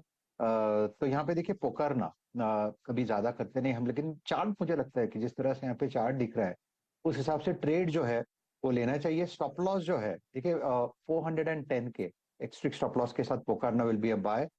ये अच्छा क्यों लगा? क्योंकि इसमें 10 रुपए का रिस्क मिलता है, लेकिन सामने कम से कम 30 से 40 रुपए का रिवॉर्ड आ सकता है। तो यहाँ पे एक बेट लेना चाहूंगा मैं, 450 का target. So Pokarna is a buy, 410 का स्टॉप लॉस। अगर नीरज जी की टीम देखें तो जहाँ पे सबसे बढ़िया पैटर्न जो बन रहा है वो है पेट्रोनेट एलएनजी। इनफैक्ट मुझे लगता है आपने भी इसको एक बार के लिए कवर किया था, क्योंकि चार्ट बहुत बढ़िया है, टेक्निकली बहुत बढ़िया पैटर्न है। यहाँ पे 218 का स्टॉप लॉस होगा और 228 का टारगेट होगा। सो नीरज जी की टीम में जो सबसे बढ़िया पैटर्न है दैट इज पेट्रोनेट एलएनजी, और आशीष जी की टीम में वो करना बोथ आर बाइज। दोनों तेजी के सौदे सतपुते साहब को सुबह की टीम लाइनअप से पसंद आ रहे हैं, हरे निशान वाले स्टॉक्स पसंद आ रहे हैं। लेकिन आज के टॉप 10 अब मेंशन कर देता हूं। कॉन्ट्रैक्ट मैन्युफैक्चरर्स, कोई डिक्सन टेक्नोलॉजीज, कोई Amber enterprises, L electronics, even Redington जैसे स्टॉक्स जो सेल्स का काम करते हैं, डिस्ट्रीब्यूशन का काम करते हैं, क्योंकि सैमसंग की तरफ से एक तगड़ी वार्निंग आती हुई डिमांड आउटलुक को लेकर, और उसमें भी खास तौर पे चिपसेट्स और आईटी साइड से डिमांड जो ठंडी पड़ना वो एक चुनौती, इसीलिए रेडिंगटन भी इंक्लूडेड उस लिस्ट में। ऐसे ही एक और पॉकेट है एक्सपोर्ट ओरिएंटेड, वो होम टेक्सटाइल्स के जो बिजनेसेस में, कोई वेल्सपर एंटरप्राइजेस, इंडोकाउंट, हिम्मत सिंह का सीड, ये सब इसीलिए क्योंकि concerns bed Bath and beyond को लेकर अब कहा जा रहा है शायद फरवरी में जो ड्यू पेमेंट्स हैं वो भुगतान नहीं करेंगे, बैंकरप्सी की फाइलिंग के आने वाले हफ्तों में तैयारी कर रही है। एक बड़ी प्लेयर उस स्पेस की जो बैंकरप्सी की फाइलिंग कर रही, तो एक सेंटिमेंट नेगेटिव, पर ये स्टॉक नॉट नेसेसरली रिएक्ट करें, क्योंकि एक reason Bed Bath and Beyond के खराब प्रदर्शन का ये भी था क्योंकि ऑनलाइन चैनल से तगड़ा कंपटीशन, तो ये प्लेयर्स ऑनलाइन चैनल्स को भी सप्लाई करते हैं, तो नॉट नेसेसरली कोई सीधा इंपैक्ट, लेकिन एक सेंटिमेंट नेगेटिव जरूर। कोल इंडिया, क्योंकि कोल प्रोडक्शन के आंकड़े जो आए दिसंबर महीने के इनकरेजिंग है, देखते हैं स्टॉक हरकत में आ पाता है या नहीं। आईडीबीआई बैंक अच्छा कर सकता है क्योंकि वो जो विनिवेश का रास्ता है और क्लियर होता हुआ सरकार की जो प्रमोटर होल्डिंग है उसे डीक्लासिफाई करके पब्लिक होल्डिंग में शुमार करा जाएगा, ये एक स्टेप है उसी विनिवेश की प्रक्रिया की तरफ, तो ये पॉजिटिव खबर आईडीबीआई बैंक को लेकर। पोकरना नाम की कंपनी, इसका यूएस में एंटी डंपिंग ड्यूटी की जांच चल रही थी, निकल कर आया है कि नहीं भैया, नॉमिनल प्राइसेस के नीचे इन्होंने माल नहीं बेचा है, कोई ड्यूटी नहीं लगेगी। सेंटिमेंट पॉजिटिव पर ये स्टॉक पिछले कुछ दिनों में इवन कल के ट्रेडिंग सेशन में अच्छे मूव्स दिखा चुका है। फोर्स मोटर्स की बिक्री के आंकड़े आप लोग की स्क्रीन पर आएंगे, 1952 यूनिट से बढ़कर 2290 यूनिट से ज्यादा गाड़ियां बेची हैं, अच्छे सेल्स के आंकड़े, होपिंग पॉजिटिव में ट्रेड कर सकता है। सिगाची इंडस्ट्रीज, वो पिछले साल की लिस्टिंग फार्मास्यूटिकल स्पेस को जो केटर करती है, ट्यूसडे को बोर्ड मीट, प्रेफरेंशियल इशुएंस के जरिए शायद प्रोमोटर्स नॉन प्रोमोटर्स को प्रेफरेंशियल इशू हो, फंड रेजिंग की तैयारी हो रही है। एमता टेक्नोलॉजीज में निपॉन इंडिया म्यूचुअल फंड ने कुछ निबलिंग करी, वो अपडेट्स आए, हालांकि 30,000 शेयर्स ही हैं, पर अब निबलिंग करते करते अब इनकी हिस्सेदारी बढ़कर 7% के बियॉन्ड पहुंच गई है इस कंपनी में। मैक्रोटेक डेवलपर्स, अब से कुछ ही देर पहले अभी सुबह इनका क्वार्टरली अपडेट आया, इनकरेजिंग, डेट रिड्यूस हुई है, प्री सेल्स के आंकड़े आपकी स्क्रीन पे, कलेक्शंस में अच्छा उछाल है, लेकिन देखते हैं स्टॉक कल रियल्टी एज अ स्पेस जाते जाते हरे निशान में थी, देखते हैं आज सुधर पाता है नहीं सुधर पाता। और एस्टर डीएम, वो हॉस्पिटल चेन चलाने वाली कंपनी, इसमें कल शाम को अपडेट आया, इस कंपनी के सीएफओ साहब ने इस्तीफा दे दिया, आज शाम से शायद वो इस्तीफा इफेक्टिव होगा, तो एक नेगेटिव ओवरहैंग टाइप स्टॉक के लिए। शुक्रिया आशीष, शुक्रिया इस बातचीत के लिए और इन सभी स्टॉक्स पे जो खबरें हैं उसको एक एक करके समझाने के लिए बारीकी से। आइए देखते हैं जरा इस प्री ओपन की फ्रीज ट्रैजेक्टरी क्या है। निफ्टी 18,008 करीब 16 अंक ऊपर, मिड कैप्स में अगर आप देखें तो एक हल्का सा उछाल और ठीक उतना ही अगर आप देखें करीब 42,649 पे 41 अंक ऊपर निफ्टी बैंक 0.10%। अनुज गुड मॉर्निंग, हैप्पी फ्राइडे और साल का पहला शुक्रवार, और कैसे अप्रोच कर रहे हैं इस सेशन को? अगर आप देखें कल एक प्राइस डैमेज था, लास्ट में कवरिंग और एक क्रिटिकल मार्क को रिगेन करने की कोशिश करी इंडस्ट्रीज ने, स्पेशली निफ्टी की रिकवरी अगर आप देखें थोड़ी काबिले तारीफ थी। आज के सेशन को कैसे अप्रोच करना चाहिए? वेरी गुड मॉर्निंग और हाँ हैप्पी फ्राइडे। देखिए बहुत कंफ्यूजिंग मार्केट है ये। इंडेक्स कल बिल्कुल एक टाइम पे लग रहा था कि ब्रेक डाउन कर रहा है, लेकिन लास्ट में रिकवरी आई, मिड कैप इंडेक्स में जबरदस्त रिकवरी थी। हाँ, बैंक निफ्टी का जो एक्शन था वो थोड़ा सा परेशानी का सबब है मार्केट के लिए। निफ्टी पर देखिए जो कल का लो है वीरो 17,892, वो हायर है प्रीवियस लो से 17,774 का, तो ये जोन है, ये बहुत इंपॉर्टेंट है और ये जोन कल नहीं टूटा और लोअर लेवल से 100 पॉइंट की रैली भी देखी आपने। तो मेरे ख्याल से निफ्टी में अभी भी पोजिशनल शॉर्ट नहीं है, वो जो 20 डेमा पर रुका था वहां पे शॉर्ट था, यहां पर नहीं है शॉर्ट, क्योंकि यहां पर आप बहुत क्लोज हैं एक सपोर्ट लेवल के। उस दिन हमने डिस्कस किया था कि 20 डेमा पर प्रॉफिट बुक करके साइड हुई है, लेकिन शॉर्ट की मार्केट मुझे लगता नहीं कि अभी है इस लेवल पर। 18,120 अपसाइड पर कल का जो हाई था वो मेरे ख्याल से एक सबसे इंपॉर्टेंट रेजिस्टेंस है। 18,120 अगर निकला तो फिर मुझे लग रहा है कि कॉल राइटर्स को कवर करना पड़ेगा अपने पोजीशन, और वहां पर आप थोड़ी सी शॉर्ट कवरिंग देख सकते हैं। लेकिन दिक्कत हो गई है बैंक निफ्टी की वजह से 2 दिन से लगातार, और लीडरशिप पॉकेट जब इस तरीके का मूव दिखाए, हालांकि कल लो से 300 पॉइंट रिकवर किया बैंक निफ्टी, 42,300 तक गया था, वहां से रिकवर किया, लेकिन वो जो 42,300 है 298 एक्चुअली एग्जैक्ट लेवल, वो अब एक आपके लिए एक लक्ष्मण रेखा बन चुकी है बैंक निफ्टी में। और ऊपरी लेवल पर 42,800 जो हमने कल सपोर्ट लेवल डिस्कस किया था, अब वो एक रेजिस्टेंस बन गया है। 42,500 पर एक अच्छा खासा पुट बिल्डअप है, तो इतनी आसानी से 42,500 क्लोजिंग बेसिस पर नहीं जाएगा। बार बार उसको टेस्ट हुआ क्लोजिंग बेसिस पर बार बार, लेकिन 42,500 बच रहा है, तो इसके लिए एक इंपॉर्टेंट लेवल है ये 42,500। और देखते हैं कि ये 42,500 बचता है कि नहीं यहाँ पर पुट राइटिंग के हिसाब से अगर देखें तो, जो जबरदस्त यहाँ पर एक बिल्डअप हुआ है। अब देखिए बात है कि आईसीआईसीआई बैंक की, ये थोड़ा सा परेशान कर रहा है मार्केट को लगातार 3-4 दिन से। इनफैक्ट कल भी अगर आप देखें तो एक ब्रेकडाउन था आईसीआईसीआई बैंक में, करीब 3% के करीब डिक्लाइन था उस स्टॉक में, तो वो देखना जरूरी है क्योंकि उसका 200 डे मूविंग एवरेज प्लेस्ड है अराउंड मेरे ख्याल से 830-840 के करीब। अगर वहां तक जाएगा तो ये थोड़ा सा और बैंक निफ्टी को परेशान करेगा, लेकिन अभी देखते हैं आज का मूव कैसा आता है। चांसेस हैं आज शॉर्ट कवरिंग के, लेकिन फिर वही बात है, अगर मार्केट का प्राइस एक्शन कुछ हो रहा है तो उसको रिस्पेक्ट करना पड़ेगा फिर। जी हाँ, और आईसीआईसीआई बैंक का अनुज ने उल्लेख किया, कल मैं इनफैक्ट देख रहा था, रीड कर रहा था। प्लीज डॉक्टर साहब आईसीआईसीआई बैंक लेके आइए, जो अनुज ने लेवल दिया 838 क्या है वो एग्जैक्टली इसका 200 डे एक्सपोनेंशियल एवरेज है। दिसंबर में किसी स्टॉक की जिसकी हैमरिंग हुई है बैंकिंग स्टॉक की, वो ये है। एक बात याद रखिएगा, मैं डेटा पे बात करता हूं हमेशा, 4 जुलाई से CY22 का लगभग 21 सितंबर तक बहुत स्ट्रॉन्ग एफआईएस बैंक थी, लगभग 21,000 करोड़ रुपए की बैंक थी। उस टेन्योर में एक वर्टिकल राइज दिखा था आईसीआईसीआई बैंक ने। इस बार जो एफआईएस की सेलिंग है उसमें जुझारूपन भी इसी स्टॉक में आ रहा है, पेन भी इसी स्टॉक में है। कल वॉलेट हुआ 100 डे एक्सपोनेंशियल एवरेज, तो एफआईएस की सेलिंग का एक को टारगेट ये भी रहा है, याद रखिएगा। खैर, मैं थोड़ा सा लौटता हूं प्री ओपन पे, एग्जैक्टली इसकी ट्रेजेक्टरी को समझने की कोशिश करते हैं। एक बार रिलायंस लेके आइएगा। देखिए इस चैनल का स्वामित्व प्रबंधन रिलायंस इंडस्ट्रीज होल्ड करते हैं, but it's important stock for industries. इसका 2 दिन का क्लोज एग्जैक्टली 200 डेमा के नीचे था और आज ओपनिंग हो रही है 200 डेमा के ऊपर। आशीष बहती जी, बहुत संक्षेप में 10 सेकंड में रिलायंस पे आपकी अप्रोच क्या रहेगी? जी, रेंज हिसाब से स्ट्रक्चर बना हुआ है, 2500 एक अहम सपोर्ट लेवल है। जब तक उसके ऊपर है, हमारी सलाह यही रहेगी रिलायंस में एक पुल बैक के लिए बाई की तरफ ट्रेड बनाना चाहिए। 2490 का एक एसएल मेंटेन करे और हमें लगता है कि ये वापस 2560 तक के लेवल दिखा सकता है। 40 सेकंड बचे हैं, एक बार आईडीबीआई बैंक लेकर आइए, करीब 4% का अपटिक है यहाँ पर।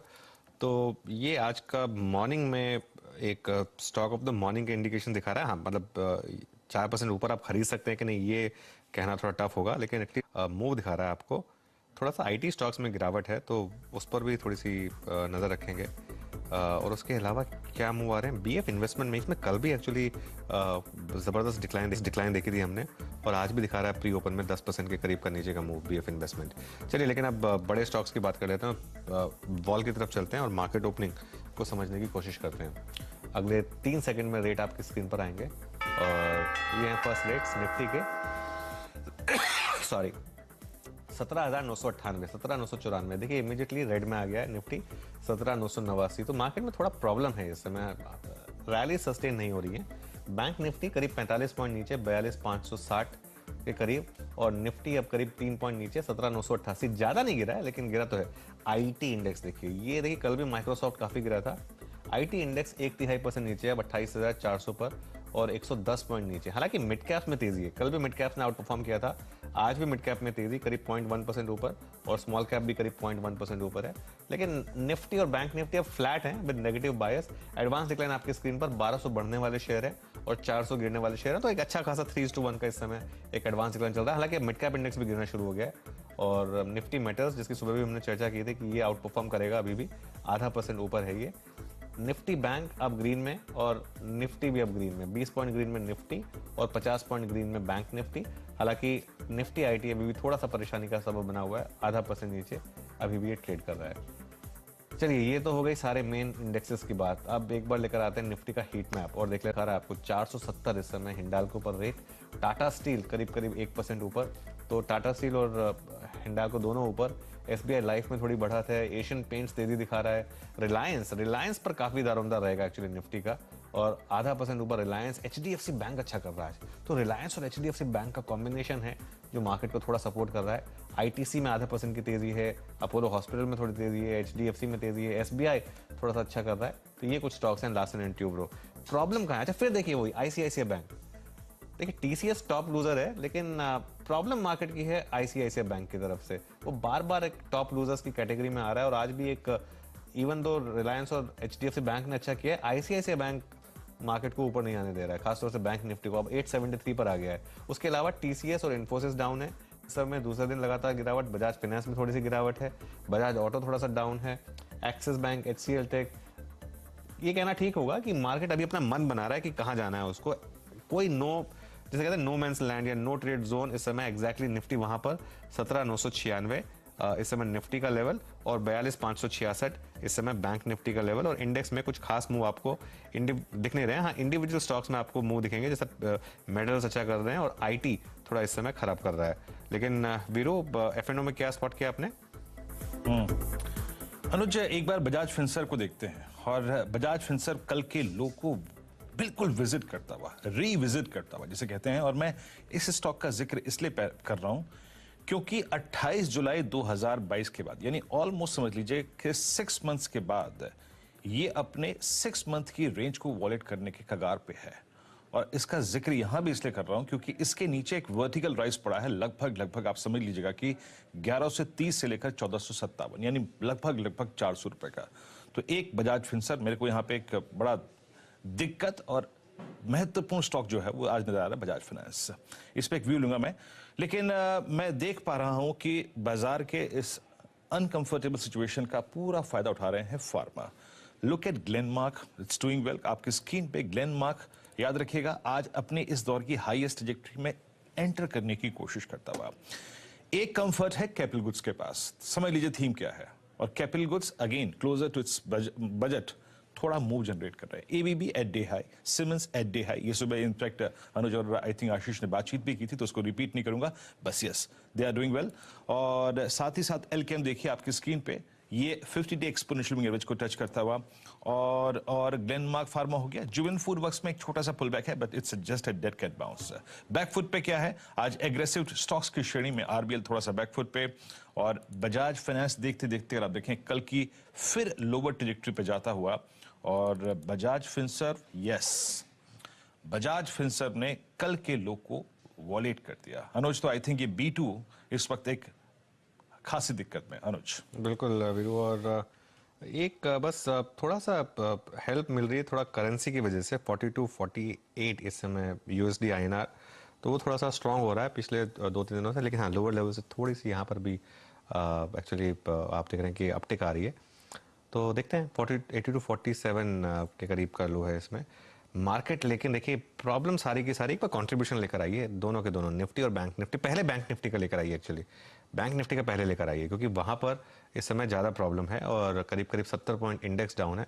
और बैंक निफ्टी में वापस देखिए फिर आईसीआईसीआई बैंक 84 पॉइंट का कंट्रीब्यूशन डाउन साइड पर। और इनफैक्ट आज तो एचडीएफसी बैंक ने अच्छा नेगेट किया उसको, वरना और ज़्यादा गिरता ये। एचडीएफसी बैंक पॉजिटिव में ट्रेड कर रहा है और अच्छा खासा कंट्रीब्यूशन दे रहा है, लेकिन दिक्कत तो है बैंक निफ्टी में और दिक्कत है आईसीआईसीआई बैंक में। क्लियरली कुछ तो यहाँ पर है, या तो प्रॉफिट टेकिंग, एक नॉर्मल 200 डे मूविंग एवरेज का मीन रिवर्जन, कुछ भी कह लीजिए उसको, लेकिन यहाँ पर एक दिक्कत बन रही है।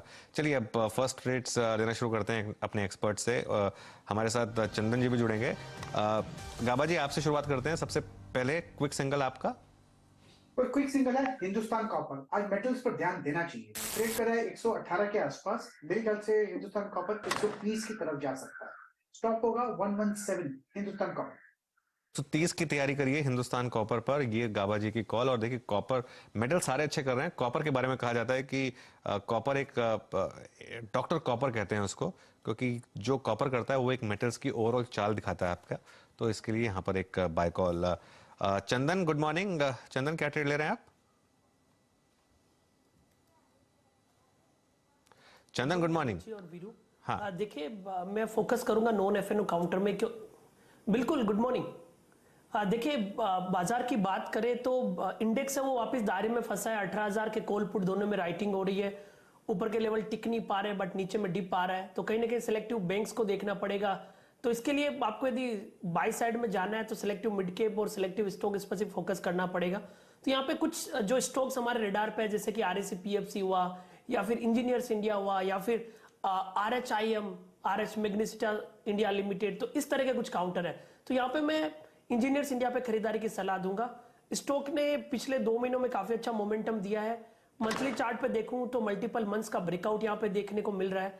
2 दिन पहले जब बड़ा मूव आया था तो इसमें काफी बड़े वॉल्यूम्स हुए थे और वहां पे डिलीवरी वॉल्यूम्स भी ऐड हो रहे हैं। 86 के आसपास चल रहा है, 85 से 86 के बीच में लें।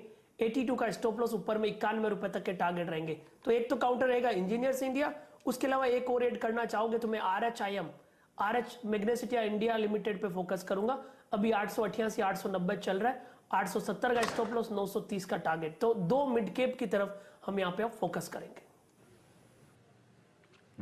जिस बीच याद रखिएगा एक पैनल में हमारे आज एबीबी की कॉल सम्मिलित की गई थी और ये एक्सेस सिक्योरिटीज के श्री राजेश पालवी जी ने सुबह आप देखें जो वो बाय कॉल दी थी। राजेश पालवी जी की कॉल थी ABB for a possible target of 2860 2870। ये इसका जो टारगेट है हिट हो गया है। बेहद शानदार कॉल है। मोमेंटम को आपने कैप्चर किया और उसने अगर आप देखें इस वीक मार्केट में भी एक अच्छा पैसा बना के दिया।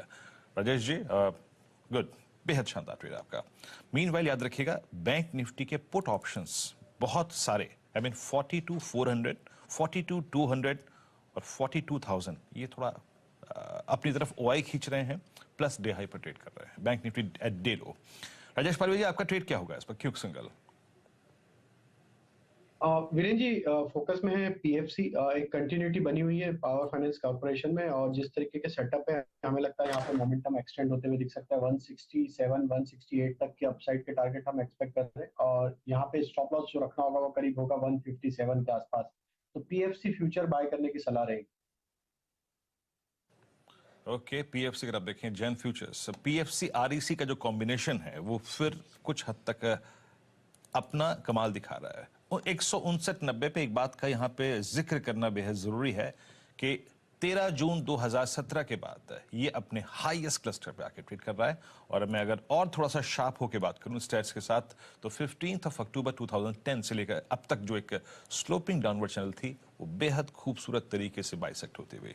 राजेश सतपुते जी आपका कन्विक्शन कॉल इस वक्त का? वीरेन जी देखिए मेरी नजर है औरोबिंदो फार्मा पे। It's a buy in Aurobindo Pharma, it's a contra bet, positive divergence है। इसका टारगेट बनेगा स्विंग ट्रेडिंग के हिसाब से 480 का। तो इट्स अ बाय अबव 450। मैं स्पॉट की बात कर रहा हूँ यहाँ पे 450 के ऊपर बात करें। एक मिनट में यहाँ पे फ्यूचर के लेवल देता हूँ। फ्यूचर में 453 चल रहा है तो यहाँ पे बाय करें, स्टॉप लॉस रखिए 446 का। इसका इंट्राडे का टारगेट होगा करीबन 470 का। औरोबिंदो फार्मा, इनफैक्ट आज फार्मा में अच्छी खासी तेजी है। इसका इंट्राडे भी लेकर आइए जरा और आपको दिखेगा कि एक ओपन लो लगा के इसने एक अच्छा खासा मूव आपको दिखाया। इनफैक्ट अब ये बनने जा रहा है एफएनओ का कुछ देर में अगर इस तरह से मूव चलता रहा तो टॉप गेनर। जबरदस्त मूव एक्चुअली इस समय औरोबिंदो फार्मा में, करीब 451.20 यहाँ पर इस समय औरोबिंदो फार्मा का रेट। तो देखते हैं यहाँ से एक मूव आता है या नहीं यहाँ पर और आगे फॉलो अप आता है कि नहीं। मानस आप क्या ट्रेड ले रहे हैं? देखिए मैं समझता हूँ कि एचडीएफसी एएमसी पे ध्यान देना चाहिए अनुज जी। यहाँ पर कंसोलिडेशन देखने को मिला था करीब 5-6 सेशन से और ये जो कंसोलिडेशन था ये 20 डे मूविंग एवरेज के अराउंड हो रहा था। आज फाइनली एक प्राइस ब्रेकआउट देखने को मिला है, फाइनली 20 डे मूविंग एवरेज के ऊपर स्टॉक निकला है। तो एचडीएफसी एएमसी में खरीदारी करेंगे, 2200 रुपए का स्टॉप लॉस लगाएंगे और 2275 के टारगेट सेट करेंगे। ओके, एचडीएफसी एएमसी पर इस समय बाय कॉल। बहती जी आपकी पहली ट्रेड? जी नेस्ले पे बाय कॉल रहेगा जिस हिसाब से नेस्ले और एफएमसीजी सेक्टर कल भी चला था। नेस्ले में आज फॉलो थ्रू बाइंग वापस देखने मिली है। स्टॉक अपना 20 डे में रीगेन करने का फुल अटेम्प्ट कर रहा है। करंट लेवल पे पोजीशन बनाई जा सकती है बाय की तरफ। 19,755 का एक 750 का एक एसएल इसमें मेंटेन करे। ये जो मूव है हमें लगता है कि 20,200 तक के लेवल्स इसमें देखने मिल सकते हैं। ओके, इस बीच निफ्टी बैंक को रखिएगा। Nifty bank is down about 0.19%, Nifty 0.13% up.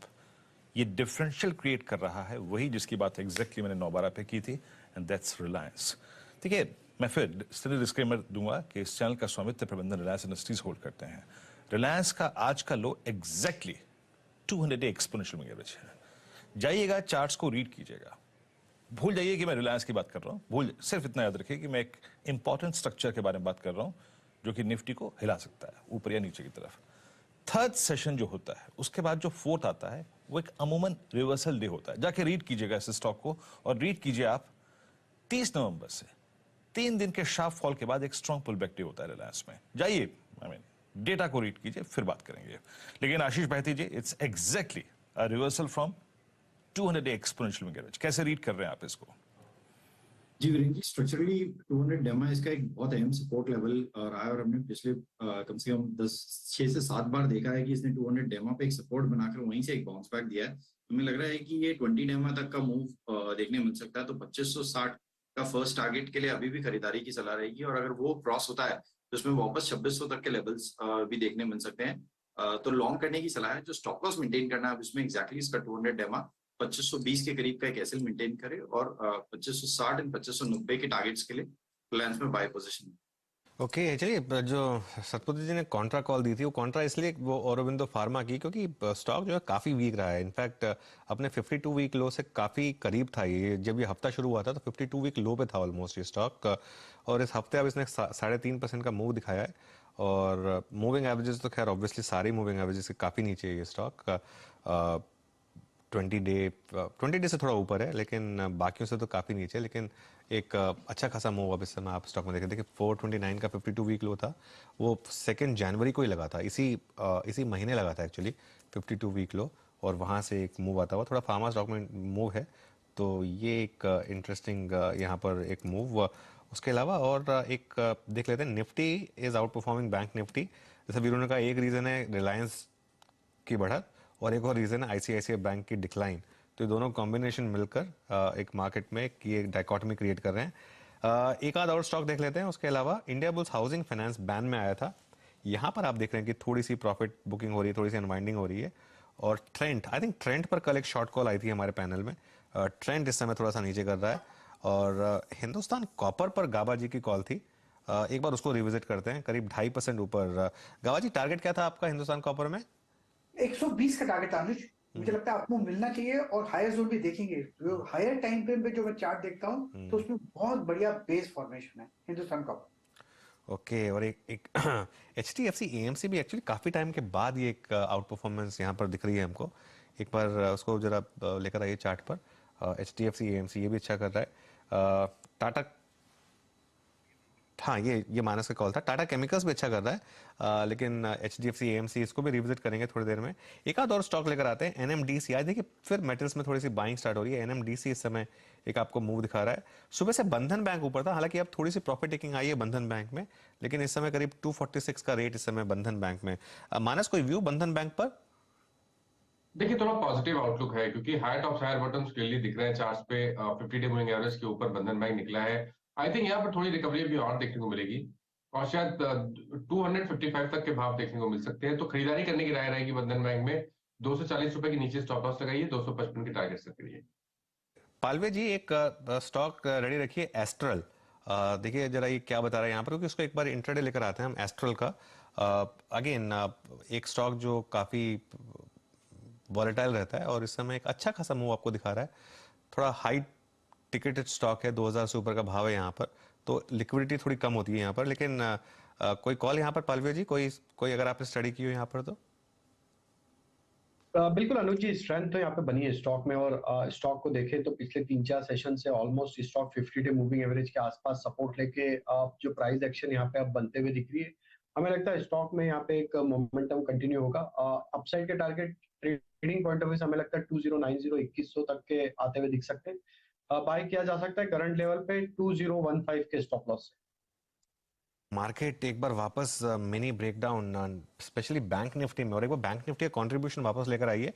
177 point नीचे है अब बैंक निफ्टी। अच्छा, आज की डिक्लाइन में इवन मिड कैप्स भी पार्टिसिपेट कर रहे हैं, क्योंकि कल तक तो लग रहा था कि मिड कैप पार्टिसिपेट नहीं कर रहे हैं उस डिक्लाइन में। ये बैंक निफ्टी देखिए किस तरीके से गिर रहा है।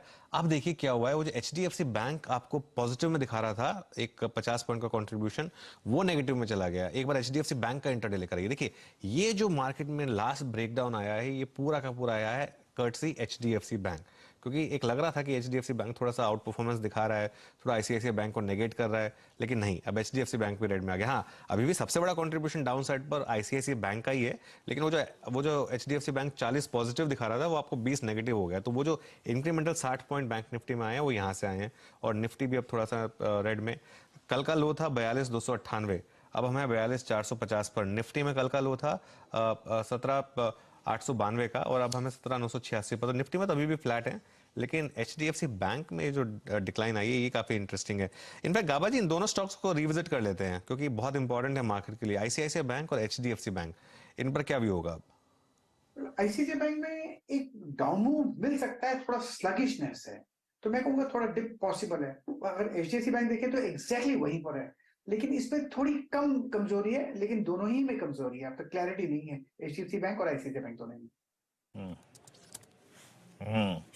अच्छा, इस बीच देखिए निफ्टी 17993 पे, बैंक निफ्टी डे लो, और मिड कैप्स अगर आप देखें पेन में थोड़ा सा, लेकिन एक स्पेस अनुज डिसाइसिवली 3 दिन से अगर आप देखें जो नॉक कर रहा है और अच्छा कर रहा है, और आज भी अगर आप देखें कैपिटल गुड स्पेस में अगर मैं शुरुआती OI समरी को देखूं बहुत strong, I mean look at ABB, कितने मिनट हुए हैं? 17 मिनट हुए हैं, इट्स 2.9% OI बिल्डअप। उसके बाद एस्ट्रल करीब 0.7% बिल्डअप, सिमेंस 1.5, क्रॉम्पटन 1.2, BEL वो छोड़ देते हैं, डिफेंस स्पेस से है वो मोर और लेस, और एक LNT में अगर आप देखें 0.3% का बिल्डअप हुआ है। बाजार कुछ भी कर रहा हो, लेकिन कैपिटल गुड्स इस वक्त बिल्कुल all together different price performance दिखा रहे हैं, और मेरे स्क्रीन पे बार बार अपीयर हो रहा है, एक बार LNT लेके आइएगा। यस, इट्स 2113, एक बहुत ही बेहतरीन pattern. I think Rajesh Palve ji जरा प्लीज डायरेक्टर साहब कैंडलस्टिक चार्ट रखिएगा और उस पर एक 50 और एक 20 डे ड्रॉ कर दीजिएगा। लगभग 1 2 3 4 5 6 7 8 9 10 11 सेशन स्पेंड करने के बाद between below I think 220 and above 50 आज इसने फाइनली अगर आप देखें लीड ली है। एक 3 दिन से ABB था, फिर सिमेंस में वो मूव आया, आज LNT अगर आप देखें इस क्लस्टर से बाहर निकलता हुआ। आपका टेक इस वक्त है यहाँ पे 1.5% का OI बिल्डअप हुआ है, LNT में माफ कीजिएगा 0.3% का बिल्डअप हुआ है। आपकी राय? वीरेंद्र जी, ओवरऑल LNT का स्ट्रक्चर तो पॉजिटिव ही है, और जो करेक्टिव फेज था उस पर देखें वोलेटाइल मार्केट में भी 50 डे मूविंग एवरेज को इसने परफेक्टली होल्ड आउट किया हुआ है। तो ये दिखाता है कि स्टॉक में एक स्ट्रेंथ तो यहाँ पे बनी हुई है और कंटिन्यूटी रहेगी यहाँ पे अप ट्रेंड की। अब स्टॉक में जो पुल बैक बना है, हमें लगता है यहाँ पे 2160 2180 तक की अपसाइड यहाँ पे देखने को मिल सकती है, क्योंकि ओवरऑल पूरे सेक्टर में ही एक अच्छा बाइंग इंटरेस्ट बनते हुए दिख रहा है। बाय करने की सलाह है, 2100 के आसपास स्टॉप लॉस रखें, 2160 2180 तक की अपसाइड हमें लगता है ये स्टॉक कंटिन्यू करेगा। ओवरऑल स्ट्रक्चर पॉजिटिव है, हमें लगता है पोजिशनली तो ये स्टॉक एक अच्छा मोमेंटम कैरी करते हुए दिखेगा ही, लेकिन ट्रेडिंग पॉइंट ऑफ व्यू से 2160 के टारगेट के लिए बाय किया जा सकता है। ओके चलिए देखिए, एक क्लियरली एक मूव आ रहा है रिलायंस में, एक जबरदस्त मूव है, रिलायंस मार्केट को हेल्प कर रहा है, और हैवेल्स जो गाबा जी की कॉल थी वो भी अच्छा कर रही है। उसके अलावा औरबिंदो को तो हमने स्पॉट किया ही था, NMDC, ये कुछ स्टॉक्स हैं जो अच्छा कर रहे हैं इस समय, और रिलायंस इस समय मार्केट को संभाले हुआ है क्लियरली एक। और बैंक निफ्टी में अब थोड़ी रिकवरी है, कर्टसी ICICI बैंक, नीचे से ICICI बैंक में थोड़ी सी रिकवरी, और इसके लिए वो थोड़ी सी हेल्प कर रहा है। अच्छा, कल शो खत्म होते होते हमने जो BTST कॉल्स ली थी उसमें गाबा जी ने कॉल दी थी अशोक लेलैंड पर, अब वो 150 क्रॉस कर रहा है। गाबा जी यहाँ पर कोई फॉलो थ्रू एक्शन? बिल्कुल, टारगेट मैंने कल दिया था 150 का, वो अचीव हो गया, लेकिन मुझे लगता है यहाँ से एक अपमूव और बाकी है। अब ट्रेड करा 150, मुझे लगता है 158 पॉसिबल है, स्टॉप होगा 148 का अशोक लेलैंड पर। ये थोड़ा हायर टाइम फ्रेम का चार्ट है, शॉर्ट टर्म में देखेंगे तो 155 रहेगा। यस, अशोक लेलैंड। ओके, अशोक लेलैंड जी, हाँ वो कॉल 3 बजे ली गई थी वो। और हैवेल्स में भी अच्छा मूव, 1184 का अब इस समय लेवल, यहाँ पर भी सारे टारगेट्स मीट हुए होंगे। जी हाँ, हेवल्स के भी टारगेट अचीव हो चुके हैं, लेकिन अब भी इसमें तेजी है, मोमेंटम पिकअप हुआ है हेवल्स का। अब ट्रेड करा है 1178 का, अभी भी किसी को लेना है तो ले सकते हैं, स्टॉप लगाना पड़ेगा सिर्फ 1170 का बस। पॉसिबल है कि 1190 और 1200 1 2 3 दिनों में मिल सकता है। यस, मोमेंटम है, यस हेवल्स में। जी हेवल्स, और क्लियरली मैं कह रहा हूँ, आई मीन जाके रीड कीजिएगा, थर्ड डे मतलब फोर्थ डे अल्टीमेटली अगर आप देखें पेन के बाद रिलायंस के लिए एक बहुत महत्वपूर्ण होता है लेवल। और मैं अगर डेली चार्ट्स पे देखूं ना, तो अब 200 डे से एवरेज को लो बना के ओवरशूट कर गया, अब 10 डेमा को पार कर रहा है। और एक चीज याद रखिएगा, इसमें क्रैक आया था 100 डेमा के नीचे, और वो लेवल परसिस्ट करता है करीब करीब 2556 पे, यहां से करीब 10 रुपए ऊपर। तो एक जो डिफरेंशियल क्रिएट किया between Nifty bank, that's Reliance ने करा। हेवल्स का जिक्र काफी हो चुका है। एक बार डायरेक्टर साहब जरा मार्केट ब्रेथ लेके आइए, उसके बाद 4 का चौका, आज उसका सीक्वेंस और क्रम समझने की कोशिश करेंगे। मार्केट ब्रेथ क्या कह रही है? क्या ये जो डेरिवेटिव्स की ब्रेथ है जो कि कल काफी हद तक खराब हो गई थी और क्लोजिंग के वक्त काफी, अगर आप देखें, बुरे सूरत हाल में थी, वो थोड़ी इंप्रूव हुई है कि नहीं हुई है? 99 longs, that's good. 20 short covering, अगर आप इस आंकड़े को मिला लें तो इट्स ऑलमोस्ट 119। 55 में शॉर्ट और लगभग 9 में लॉन्ग अनवाइंडिंग। हिंदुस्तान कॉपर, अनुज काफी बात कर चुके हैं और प्रकाश सर की कॉल भी थी तो उसको रिपीट नहीं करूंगा, but huge OI buildup in metal space. याद रखिएगा मेटल भी आज काफी लॉन्ग विटनेस कर रहे हैं। बंधन बैंक, एलएनटी जिसका भी उल्लेख किया मैंने, एस्ट्रल बातचीत हो चुकी है, एनएमडीसी अगर आप देखें अच्छा ओआई बिल्डअप है, तो मेटल्स, कैपिटल गुड्स यहाँ पे अच्छा है। रिलायंस में exactly from 200 exponential moving average a huge short covering witness कर रहा है बाजार। यूपीएल केमिकल स्पेस में, आईटीसी, दीपक नाइट्राइट, ये भी डी हाई पे है, और वेदांता। देखिए मेटल्स में क्लियरली स्क्रीन पर स्ट्रेंथ विजिबल है, चाहे वो शॉर्ट कवरिंग के जरिए हो या फिर फ्रेश लॉन्ग के जरिए हो। ट्रेंड मेरे ख्याल से कल भी इस स्टॉक में टेक्सटाइल स्पेस में सबसे बड़ी शॉर्टिंग हुई थी, सबसे बड़ी। अपोलो टायर्स शॉर्ट बिल्डअप, कल के एक सुपर एग्रेसिव मूव के बाद जब इस स्टॉक ने ऑल टाइम हाई छुआ। चोला और AU small finance bank, AU small finance bank मुझे याद है कल सबसे बड़ी shorting in entire banking space इस स्टॉक में थी। Indiabulls housing, wild open interest rate हुआ था कल यहाँ पे, आज भी शॉर्ट बिल्डअप है सेकंड कंसेक्यूटिव डे में। Indiabulls housing finance, RBL आज सॉफ्ट पड़ा है, लॉन्ग अनवाइंडिंग, मुनाफा वसूली। आदित्य बिरला कैपिटल, मुथूट फाइनेंस और आईडीएफसी फर्स्ट बैंक, ये कुछ ऐसे स्ट्रक्चर्स, स्टॉक्स जो कि इस वक्त आके लॉन्ग अनवाइंडिंग देख रहे हैं। अच्छा, इस बीच एलएनटी भी हाई पर आके जनाब सुपर स्विंग देता हुआ एलएनटी, अच्छे ट्रेड्स मिले हैं सुबह सुबह। अब एक काम करते हैं, जरा चार का चौका बताते हैं आपको कि इस वक्त क्रम क्या है। सस्ता ऑप्शन राजेश पारवी जी के सौजन्य से आएगा। राजेश जी बताएंगे आज आपको क्या ऑप्शंस में ग्रैब करना है आपको। चंदन तापड़िया जी बताएंगे एफएनओ सुपरस्टार, वो निकाल के रखिएगा सर, अगर कैश में हो तो और भी अच्छी बात है, बाकी आपने 2-3 दिन से अपने आप को कैश में ले गए हैं आप। और राजेश सतपुती जी बताएंगे चार्ट का चमत्कार, और मिड कैप फंड आज अभिषेक अग्रवाल जी हमारे साथ कुछ देर में जुड़ेंगे, उनके सौजन्य से आएगा। और अगर आप देखें इस वक्त क्या ठीक कर रहा है आपकी स्क्रीन पे, एक बार आप जरा यूपीएल लेके आइए। केमिकल बास्केट आज एक पुल बैक विटनेस कर रही है। ओके, आई थिंक अनुज कुछ मेंशन करना चाहते हैं। अनुज? नहीं, मैं मार्केट की देख रहा था कि काफी वॉलेटाइल हो गया इस समय। निफ्टी अब करीब 35 या 36 पॉइंट ऊपर और बैंक निफ्टी 35 पॉइंट नीचे। तो आज एक नॉर्मल एक जैसे कहते हैं एक क्लासिकल डे है जिसमें बैंक निफ्टी थोड़ा सा अंडर परफॉर्म कर रहा है और निफ्टी थोड़ा आउट परफॉर्म कर रहा है। लेकिन मेरी नज़र जा रही है अभी भी। मैं एक चीज़ कहूँगा कि एक एफएनओ में अगर आप देखें तो एक क्लियरली एक इंडिकेशन है इंडिविजुअल स्टॉक्स में बाइंग का ज़्यादा है, क्योंकि अगर आप मैं एक पैरामीटर सेट करके रखता हूँ कि कौन से स्टॉक लो से कितना नीचे गए और कौन से स्टॉक हाई से कितना ऊपर आए, तो उसमें जो कई स्टॉक्स हैं जो लो से हाईस की तरफ आ रहे हैं उनकी संख्या ज़्यादा है। अच्छा, हेवेल्स की बात की थी हमने, एक बार पॉलीकैप भी लेकर आइए। पॉलीकैप भी इस समय डे हाई लगा रहा है। उसके अलावा सुबह डिक्सन टेक की बात हुई थी, सुबह खुला नीचे हालांकि, लेकिन वहाँ से अब इसमें थोड़ी सी रिकवरी आ रही है। डिक्सन टेक थोड़ा सा ग्रीन में आता हुआ। और उसके अलावा एक और स्टॉक जो फोकस में है वो है हिंदुस्तान यूनिलीवर। वापस एक सुबह गाबा जी की भी कॉल थी, वो इस समय एक अच्छा आउट परफॉर्म कर रही है। और जीएनएफसी ये भी एक स्टॉक है जो इस समय आउट परफॉर्म कर रहा है। यूपीएल एक स्टॉक है, अभी वीरू ने यूपीएल का जिक्र किया, वो अच्छा कर रहा है। टाटा कम्युनिकेशन वो अच्छा कर रहा है। तो काफी स्टॉक्स हैं जो इस समय आउट परफॉर्म कर रहे हैं। तो वही बात फिर मार्केट में कल भी जो इंडेक्स था वो भले ही कुछ रिफ्लेक्ट कर रहा हो, लेकिन इंडिविजुअल स्टॉक्स में काफी मूव्स दिख रहे हैं आपको। बहुत स्टॉक्स हैं जो इंट्राडे हाई लगा रहे हैं। इंडिया मार्ट ने इंट्राडे हाई लगाया अभी, कमिंस ने इंट्राडे हाई लगाया है, अपोलो हॉस्पिटल्स ने इंट्राडे हाई लगाया, गोदरेज कंज्यूमर लगातार 2-3 दिन से आपको ट्रैक्शन दिखा रहा है। देखिए वो कमिंस का मूव देखिए। कैपिटल गुड्स में आज जबरदस्त तेजी, इनफैक्ट पूरा का पूरा इंडेक्स लेकर आइए कैपिटल गुड्स का, वहां पर आपको तेजी दिखाई देगी। गोदरेज कंज्यूमर, तो काफी स्टॉक्स हैं इंडिविजुअली। निफ्टी के बजाय मेरे ख्याल से आज थोड़ा सा इंडिविजुअल स्टॉक्स पर ही फोकस करिए तो एक बेटर ट्रेड्स रहेगी आपके लिए। चलिए फिर एक काम करते हैं, फिर वो चारों के चारों ट्रेड्स ले लेते हैं और उसके बाद फिर आगे शो को बढ़ाएंगे। सबसे पहले राजेश जी, पालवी जी, आपसे लेते हैं सस्ता ऑप्शन, बताइए।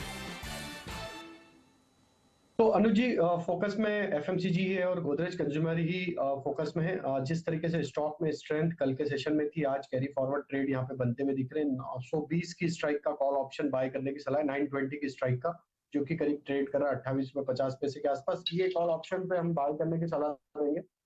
जिस तरीके के स्ट्रक्चर है, हमें लगता है ये स्टॉक में 940-950 तक की अपसाइड कंटिन्यू होते हुए दिख सकती है। इस ऑप्शन के टारगेट हम प्रोजेक्ट करें करीब आना चाहिए 38 से 40 रुपीज तक के। स्टॉप लॉस होगा करीब 23 रुपए के आसपास। ओके, चलिए एक काम करते हैं। एफएनओ सुपरस्टार हमने कहा था चंदन जी की तरफ से, लेकिन थोड़ा दिक्कत आ रही है। मानस जी ने कोऑपरेट किया है और वो एक लेकर आ रहे हैं हमारे लिए एक दमदार ट्रेड। मानस जी बताइए। देखिए एफएनओ के सुपरस्टार के लिए आईटीसी पे ध्यान दीजिए। अगर आप आईटीसी के पैटर्न को देखेंगे तो करीब 8-9 सेशन से स्टॉक लगातार 100 डे मूविंग एवरेज पे अनुज जी सपोर्ट ले रहा था। आज इंपॉइंट ये है कि आज 50 डे और 20 डे मूविंग एवरेज को ब्रीच किया है आईटीसी ने। आई थिंक अब जो करेक्शन था आईटीसी का वो कंप्लीट हो गया है और अब एक यहाँ से एक नया मूव देखने को मिल सकता है। तो 345 के टारगेट सेट करेंगे आईटीसी में। करंट लेवल्स पे खरीदारी करिए और 332 रुपए का स्टॉप लॉस लगाइए।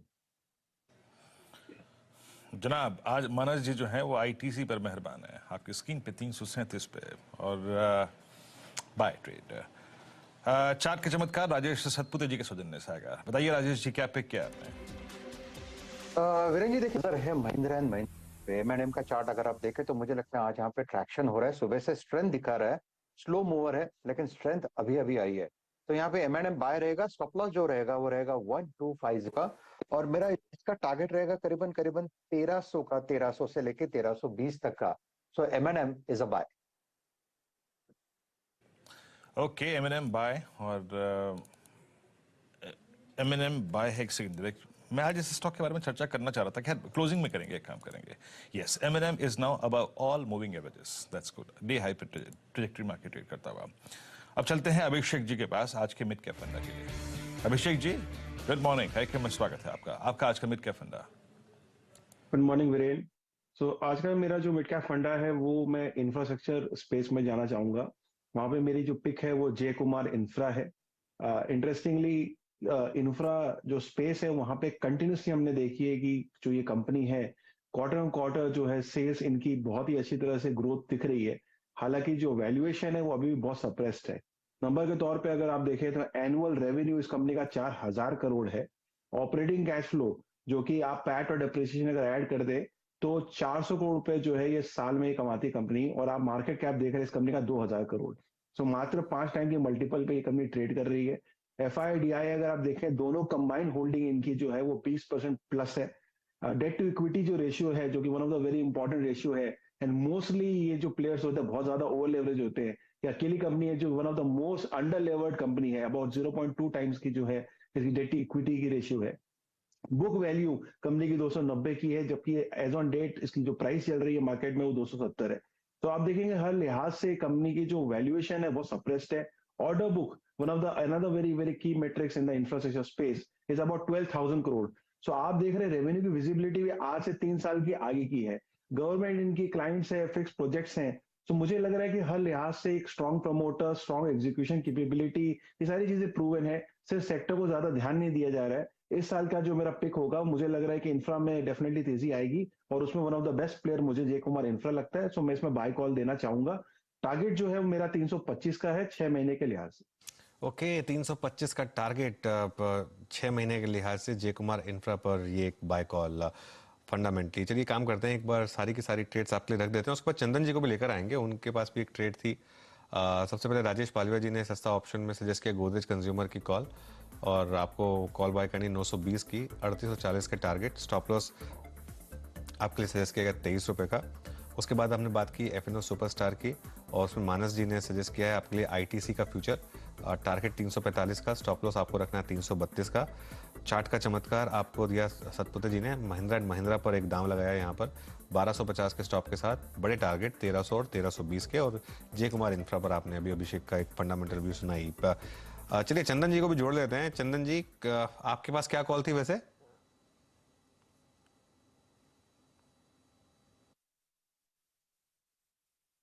बिल्कुल, मैं देखिए इस पे बात करूंगा Anuj ji. Godrej CP, Godrej consumer product, मैं इसके डेली और वीकली चार्ट पे देख रहा हूँ एक मेजर पैटर्न्स ब्रेकआउट हो रहा है।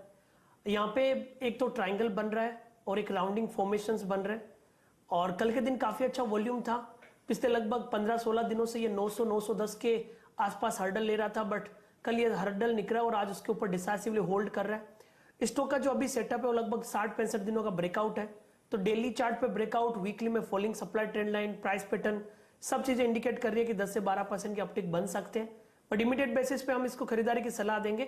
908 के आसपास का सपोर्ट रहेगा, 955-960 तक के टारगेट रहेंगे। तो गोदरेज कंज्यूमर प्रोडक्ट यानी गोदरेज सीपी पर खरीदारी की सलाह रहेगी। गोदरेज सीपी पर बाय की सलाह रही। गोदरेज सीपी एक्चुअली 2-3 बार डिस्कस हो चुका है, तो क्लियरली एक बड़ा ब्रेकआउट इस समय स्टॉक में, और एक कॉल आती हुई यहाँ पर। एक फंडामेंटली हमने देखा है एफएमसीजी में एक अच्छी खासी बाइंग 2 दिन से देखने को मिल रही है। HUL हो गया, ITC हो गया, कल ब्रिटानिया में मूव था, टाटा कंज्यूमर, सारे के सारे स्टॉक्स इस समय एक ब्रेकआउट दिखा रहे हैं आपको।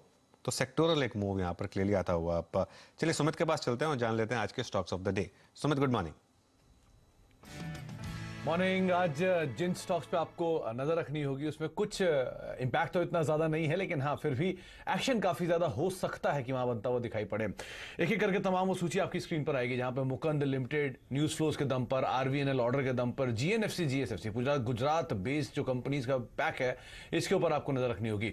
शुरुआत करता हूं मुकंद लिमिटेड के साथ, जहां पे कंपनी ने करीब 796 करोड़ रुपए की एक लैंड जो थाने में थी उसको ट्रांसफर किया। ये कंपनी के लिए इसलिए भी इंटरेस्टिंग है, करीब 2000 करोड़ रुपए के आसपास ही कंपनी की मार्केट कैप है, और ये 45 एकड़ की जो जमीन बेची है ये करीब 796-800 करोड़ रुपए के आसपास, यानी कुल मार्केट कैप का मोर लेस 40 से 45% हिस्सा जो है वो इस डील के थ्रू ही है। तो इस लिहाज से भी ये डील एक बड़ी हो सकती है, तो इसके आप लिहाज से नजर बना के रख सकते हैं स्पेस के ऊपर। RVNL, ये न्यूज फ्लोज जो है ऑर्डर के सिलसिले में लगातार बने हुए हैं, और RVNL को अब एक और ऑर्डर मिला है। जो ऑर्डर मिला है वो करीब 166 करोड़ रुपए का ये ऑर्डर मिला है, और गुजरात मेट्रो से कंपनी को ये ऑर्डर मिला है। तो ऑर्डर का इंपैक्ट बहुत बड़ा नहीं, लेकिन हाँ फिर भी 1-1.5% की तेजी है। रेलवे स्टॉक्स वैसे भी over a period of time काफी बजिंग, और ऑर्डर इन्फ्लोज रिसेंटली काफी ज्यादा बढ़ते हुए दिखाई पड़े हैं। लास्टली और सबसे इंपॉर्टेंट, आज पूरे गुजरात बेस्ड जो कंपनीज हैं उनके ऊपर नजर रखें, चाहे वो GNFC, GSFC, GMDC, Gujarat gas या बाकी जहां पर गुजरात सरकार की हिस्सेदारी है उनके ऊपर आप नजर रखेंगे। गुजरात सरकार कई कंपनियों के स्ट्रेटेजिक विनिवेश कर सकती है, ऐसी कुछ दैनिक के हवाले से खबरें आ रही हैं, और ये बस जब भी उठती है आमतौर पर, या पूरे स्पेस के अंदर जब भी बस उठता है, ये पूरा स्पेस एकाएक तेजी पकड़ लेता है। तो उस लिहाज से भी आपको नजर रखनी होगी। अभी तो महज ये खबरें हैं कुछ अखबारों के हवाले से, लेकिन GSFC, GNFC, GMDC, Gujarat gas, ऐसी जो भी गुजरात सरकार की हिस्सेदारी वाली कंपनियां हैं उनके ऊपर आज आपको जरूर फोकस रखना होगा। ओके, काफी इंटरेस्टिंग सुमित, शुक्रिया इस जानकारी के लिए। तो गुजरात बेस्ड स्टॉक्स सारे के सारे इस समय आउट परफॉर्म कर रहे हैं। GNFC, GSFC और बाकी भी 1-2 स्टॉक्स जो सुमित ने बताए, वो इस समय एक अच्छा खासा मूव इन स्टॉक्स में आपको देखने को मिल रहा है यहाँ पर। मानस, इनमें से कोई स्टॉक ट्रैक किया आपने? देखिए RVNL पे जरूर मेरा समझना है कि यहाँ पर आप एक ट्रेड ले सकते हैं। उसका रीजन ये है, देखिए अगर आप वीकली चार्ट पे जाएंगे तो वहां पर आपको क्लियर कट ट्रेंड दिखता है, वो जो कि पॉजिटिव है। पिछले 6-7 दिनों में RVNL ने बाइंग इंटरेस्ट दिखाया, अपने 20-डे मूविंग एवरेज को ब्रीच किया। पिछले 2-3 दिनों से कंसोलिडेशन देखने को मिल रहा है, लेकिन अंडरटोन बुलिश बना हुआ है। आई थिंक 82 के टारगेट के लिए खरीदारी करनी चाहिए। 20-डे मूविंग एवरेज जो कि 69.50 है, उसके नीचे आपको स्टॉप लॉस रखना है। ओके, चलिए ठीक है। एक जरा मार्केट को रिविजिट करते हैं, और बैंक निफ्टी वापस थोड़ा सा परेशानी का एक सबब बना हुआ है। लगातार 42,452, देखिए वो रिकवरी आई थी जो बैंक निफ्टी में, वो सेल हुई है, और अभी इंटरडे लो के काफी करीब है हम। जो बैंक निफ्टी का इंटरडे लो है वो एक 42,401 के आसपास, उसके बहुत करीब अब हम। और प्रॉब्लम वही जो हमने डिस्कस की थी, सुबह भी डिस्कस की थी, ICICI बैंक और HDFC बैंक का कॉम्बिनेशन ये अच्छा नहीं कर रहा है। हालांकि देखिए कंज्यूमर स्टॉक्स में जबरदस्त तेजी है। हेवेल्स की सुबह से हमने बात की थी, हेवेल्स में जबरदस्त मूव है, लीवर में जबरदस्त मूव है, और उसके अलावा स्टॉक्स जुड़ रहे हैं, जैसे कोलगेट जुड़ गया यहाँ पर, टाटा कंज्यूमर है, टाटा कंज्यूमर में थोड़ी बाइंग आ रही है, ब्रिटानिया लेकर आई है, ब्रिटानिया में थोड़ा सा बिल्डअप है। तो एक सेक्टर जिस पर आज मार्केट क्लियरली फोकस्ड है वो है कंजम्पशन, बोथ डिस्क्रिशनरी और नॉन डिस्क्रिशनरी। सारे के सारे कंजम्पशन स्टॉक्स इस समय अच्छा कर रहे हैं। कोई और कंजम्पशन स्टॉक जुड़ सकता है क्या यहाँ पर? सतपुते जी, देखिए जरा चार्ट पर कोई स्टॉक जिस पर आप कॉल लेना चाहेंगे? देखिए अगर कंजम्पशन की बात करें तो फ्रैंकली मुझे लगता है कि गोदरेज सीपी का चार्ट सबसे बढ़िया है। कल भी हमने इसमें देखा था कि एक अच्छा मूव था। मेरे हिसाब से अनुज जी, अगर आप देखें तो इसका जो टारगेट अनफोल्ड हो चुका है कल के ब्रेकआउट के बाद, वो कम से कम 950 से 960 का है। तो जैसे कि राजेश जी ने मुझे लगता है कि यहाँ पे कॉल दिया है, तो यहाँ पे मैं भी रिएटरेट करूंगा, 920 का स्टॉप लॉस होगा। गोदरेज कंज्यूमर आपके स्क्रीन पे 929.70 पे आके ट्रेड करता हुआ। इंडिसेस वहीं पर ही हैं जस के तस, और अब एक स्टॉक ने लीड ले ली है, और that's again from capital good space, that's astral. I think ये ट्रेड अनुज ने डिस्कस भी किया था, 2062 2064 अब डे हाई की ट्रेजेक्टरी में आके ट्रेड करता हुआ सुपर स्विंग दिया। एक बात तो है कि याद रखिएगा, आज स्टॉक स्पेसिफिक मूव अच्छा है, और अगर आप बैंकिंग से हटकर ट्रेड करें, बैंकिंग से थोड़ा सा अगर आप देखें अपने आप को, अगर आप देखें दूर ले जाके ट्रेड करें तो आपको बेटर ट्रेड मिल रहे हैं। लुक एट हिंदुस्तान कॉपर, वो अच्छा ट्रेड मिला। एस्टेल, ऑरबिंदो फार्मा, हेवल्स पे बात हुई, गोदरेज सीपी पे बात हुई, सब अच्छे ट्रेड थे। रिलायंस पे इवन अगर आप देखें अच्छा बात हुई थी। अब कैपिटल गुड्स पे अगर आप देखें, मैं अमूमन स्टॉक का जिक्र नहीं करता, बट यस बीएचएल अब ओवरशूट करता हुआ। प्रकाश सर, बीएचएल पे आपका टेक 8360, आपका काफी बार इस स्टॉक पे एनालिसिस सुना है मैंने। बीएचएल को स्लाइटली हायर टाइम फ्रेम में देखना चाहिए मेरे ख्याल से। मैं कहूंगा कि जो अभी ट्रेड करा है 83, मेरा टेक्निकल टारगेट करीब 90 का है, 7 रुपीज अप फ्रॉम है। तो मेरे ख्याल से यस, थोड़ा टाइम फ्रेम बढ़ा देना चाहिए। बहुत ही स्ट्रॉन्ग बेस 80 के आसपास है। ट्रेडिंग पॉइंट ऑफ व्यू लेना है तो 82 का स्टॉप लगाइए बस। लेकिन मुझे लगता है थोड़ा अप मूव मिलना चाहिए बीएचएल में। बहुत ही बढ़िया सेटअप है बीएचएल। ओके, एक बार जरा एबीबी वापस लेकर आइए स्क्रीन पर, और यहाँ पर एक अच्छा मूव जो हमने देखने को मिला था, और वहाँ से एक प्रॉफिट बुकिंग, तो क्लियरली एक टारगेट मीट हुआ और उसके बाद प्रॉफिट बुकिंग। देखिए, इसके लिए प्रॉफिट बुक करना भी ज़रूरी होता है मार्केट में। आज सुबह जो टारगेट डिस्कस हुए थे, वहाँ से ही एग्जैक्टली ये स्टॉक घूमा। 2860 का वो जो टारगेट था, एग्जैक्टली वही हाई था, और वहाँ से ये स्टॉक घूमा। तो प्रॉफिट बुकिंग भी आपको स्टॉक्स में करनी ज़रूरी है, ये ध्यान रखिए। एक आध और स्टॉक्स जो इस समय कॉन्ट्रीब्यूट कर रहे हैं मार्केट में, आरती इंडस्ट्रीज एक बार लेकर आइए। अच्छा, 2-3 मिड कैप आईटी स्टॉक्स में थोड़ी सी बाइंग देख रहा हूँ मैं। एम्फेसिस में एकदम से आपने देखा कि इनफैक्ट एम्फेसिस का इंट्राडे लेकर आइए जरा। एम्फेसिस ये देखिए एक अच्छा खासा मूव यहाँ पर, एक अब ग्रीन में स्टॉक ट्रेड करता हुआ। उसके अलावा एनटीपीसी, 2-3 स्टॉक्स हैं। Oracle financial mid cap IT में एक और स्टॉक, वो अच्छा कर रहा है। औरोबिंदो फार्मा, हमने सुबह सुबह इसकी चर्चा की थी। औरोबिंदो वापस डे हाई पर, और गेल डे हाई पर है। जो नेचुरल गैस की प्राइसेस कम हो रही हैं, उसका एक क्लियरली फायदा मिल रहा है। तो वीरो देखिए, मार्केट में आज ऐसा नहीं है कि सिर्फ मंदी के सौदे हैं, तेजी के भी सौदे हैं, और मार्केट जो है अभी भी डायरेक्शनलेस है, लेकिन इंडिविजुअल स्टॉक्स में आपको अच्छे खासे मूव दिख रहे हैं आज भी।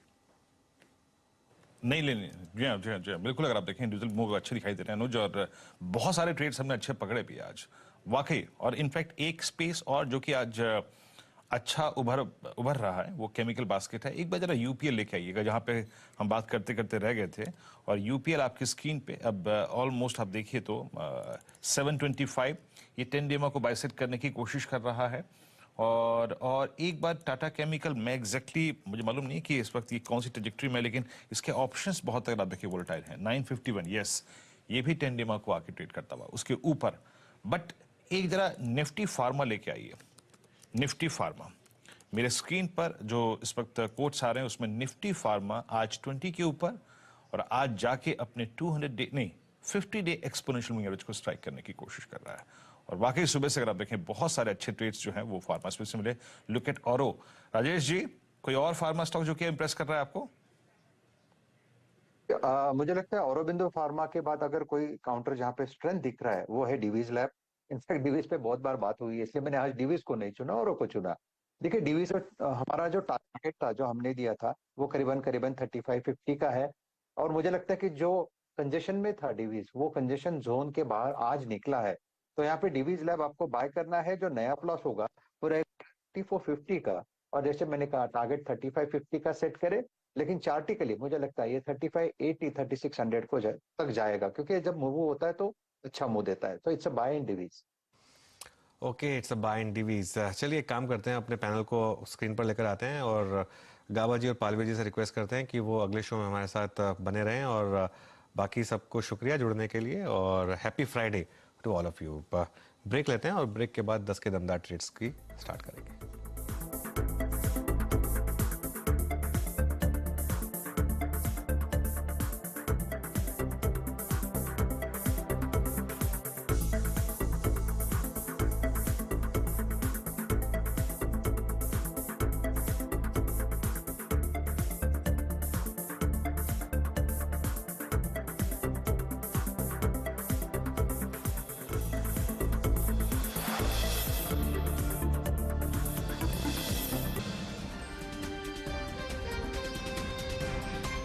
स्वागत है आप सभी का 10 का दमदार ट्रेड में। और इस कार्यक्रम में हमारे साथ मौजूद रहेंगे राजेश पालवी एक्सिस सिक्योरिटी से, प्रकाशकबा.com की नीलेश जैन जी, सेंट्रल ब्रोकिंग से विकास आलूके, और श्री दिलीप भट्ट आज हमारे साथ इस कार्यक्रम में मार्केट आउटलुक 2023 के इस श्रृंखला में सीएनबीसी आवाज की मौजूद रहेंगे। ये कार्यक्रम आप अनुज मेरे साथ देखेंगे अगले, अगर आप देखें, कुछ 20 मिनटों के लिए। और इंडस्ट्रीज वहीं पर ही हैं अनुज, और मोर और लेस बैंक निफ्टी की वीकनेस अगर आप देखें वो क्लियरली स्क्रीन पे विजिबल है। बट अगर आप बैंक निफ्टी से या फिर इंडस्ट्रीज से थोड़ा सा दूर हट के जाएं तो इंडिविजुअल स्टॉक फ्यूचर्स में आज वाकई अनुज बहुत अच्छे ट्रेड्स मिले। बिल्कुल वीरू, और देखिए बैंक निफ्टी तो जबरदस्त वीकनेस दिखा रहा है आपको 42,397, और ये इसलिए जरूरी है क्योंकि अब वो कल का जो लो था 42,298 उससे अब सिर्फ 100 पॉइंट दूर रह गया है। हालांकि निफ्टी में अभी भी गैप है, और निफ्टी का वो जो गैप है वो पूरा का पूरा क्रिएट कर रहा है रिलायंस, जो अभी भी 1% की तेजी आपको दिखा रहा है। तो अब एक्स ऑफ रिलायंस निफ्टी भी काफी वीक हो चुका था। इनफैक्ट निफ्टी का एक कंट्रीब्यूशन लेकर आते हैं आपकी स्क्रीन पर, और वहां पर आप नोटिस करेंगे कि क्लियरली एक रिलायंस का बहुत बड़ा सपोर्ट है। रिलायंस करीब करीब आपकी स्क्रीन पर देखिए ऐड कर रहा है 18 पॉइंट निफ्टी के, और बाकी आईटीसी में थोड़ा कंट्रीब्यूशन है। हाँ, आईसीआईसीआई बैंक, इन्फोसिस, टीसीएस ये स्टॉक्स हैं जो अब लीड कर रहे हैं लोअर लेवल पर। इंडिविजुअल स्टॉक्स की आपने बात की, मैं 2-3 स्टॉक्स और जोड़ देता हूं जो अभी अभी मूव दिखा रहे हैं। आईसीआईसीआई प्रूडेंशियल लाइफ, यहाँ पर एक मूव है। बजाज ऑटो में एक आपने मूव देखा एक अभी ऑफ लेट, तो ये एक अच्छा मूव। और उसके अलावा एस्ट्रल जो हमने सुबह सुबह पिक किया था, एक बार एस्ट्रल वापस लेकर आइए। इनफैक्ट करीब करीब 2.5% ऊपर हो चुका है। वो उस समय करीब 1-1.5% का मूव था, अब 2.5% ऊपर एस्ट्रल, और जीएनएफसी में भी मूव है। कुछ स्टॉक्स जो इस समय लोस पर जा रहे हैं, हालांकि कोल इंडिया लेकर आइए बजरा। कोल इंडिया इनफैक्ट में एक ब्रेकडाउन इस समय कोल इंडिया इंट्राडे का एक चार्ट देखिए कोल इंडिया का, करीब करीब 2% नीचे है यहाँ पर कोल इंडिया। और उसके अलावा पेट्रोनेट, एलएनजी और टाटा पावर, ये कुछ और स्टॉक्स हैं जो इस समय इंटरडे लोज लगा रहे हैं। बिल्कुल जी हाँ, बिल्कुल। अच्छा, इस बीच जरा बैंक निफ्टी लेके आइए। याद रखिएगा 42,376 सिर्फ पॉइंट ही नहीं होते हैं, एवरेजेस भी अगर आप देखें इंपॉर्टेंट होते हैं। कल का लो हम डिस्कस भी कर रहे थे, कल का लो एग्जैक्टली बैंक निफ्टी का 50 डे एक्सपोनेंशियल मूविंग एवरेज था। जो कल का लो था वो क्या था, अगर आप देखें करीब करीब 42,298, अब हम 376 पे ट्रेड कर रहे हैं। तो यानी इन टर्म्स ऑफ अगर आप एवरेजेस, हमारा जो 50 डे में है वो फ्लोट कर रहा है करीब करीब 42,334 पे।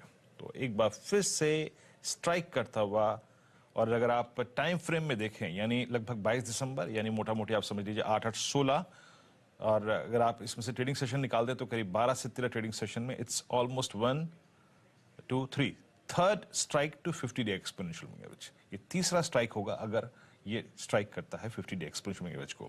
हमारे साथ पैनल मौजूद है, एक बार थोड़ा सा बैंक निफ्टी की डेफिनेशंस और आई थिंक इसको जरा समझने की कोशिश करते हैं कि ये कहना क्या चाह रहा है। Rajesh Palve ji, bank Nifty I mean third strike to 50 day exponential moving average most likely अगर होता है ये, तो बैंक निफ्टी पे आपका व्यू क्या है इस वक्त? वीरेन जी, लास्ट सेशन के बाद आज फिर वापस से हमने देखा कि एक यहाँ पे सप्लाई प्रेशर वापस एक्सटेंड होते हुए दिख रहा है, और ऑलमोस्ट हम 50 डे मूविंग एवरेज के आसपास ट्रेड कर रहे हैं। तो हमें लगता है कि यहाँ पे काफी इंपॉर्टेंट रहेगा 42,500 फ्यूचर में किस तरीके से होल्ड आउट होते हैं या नहीं।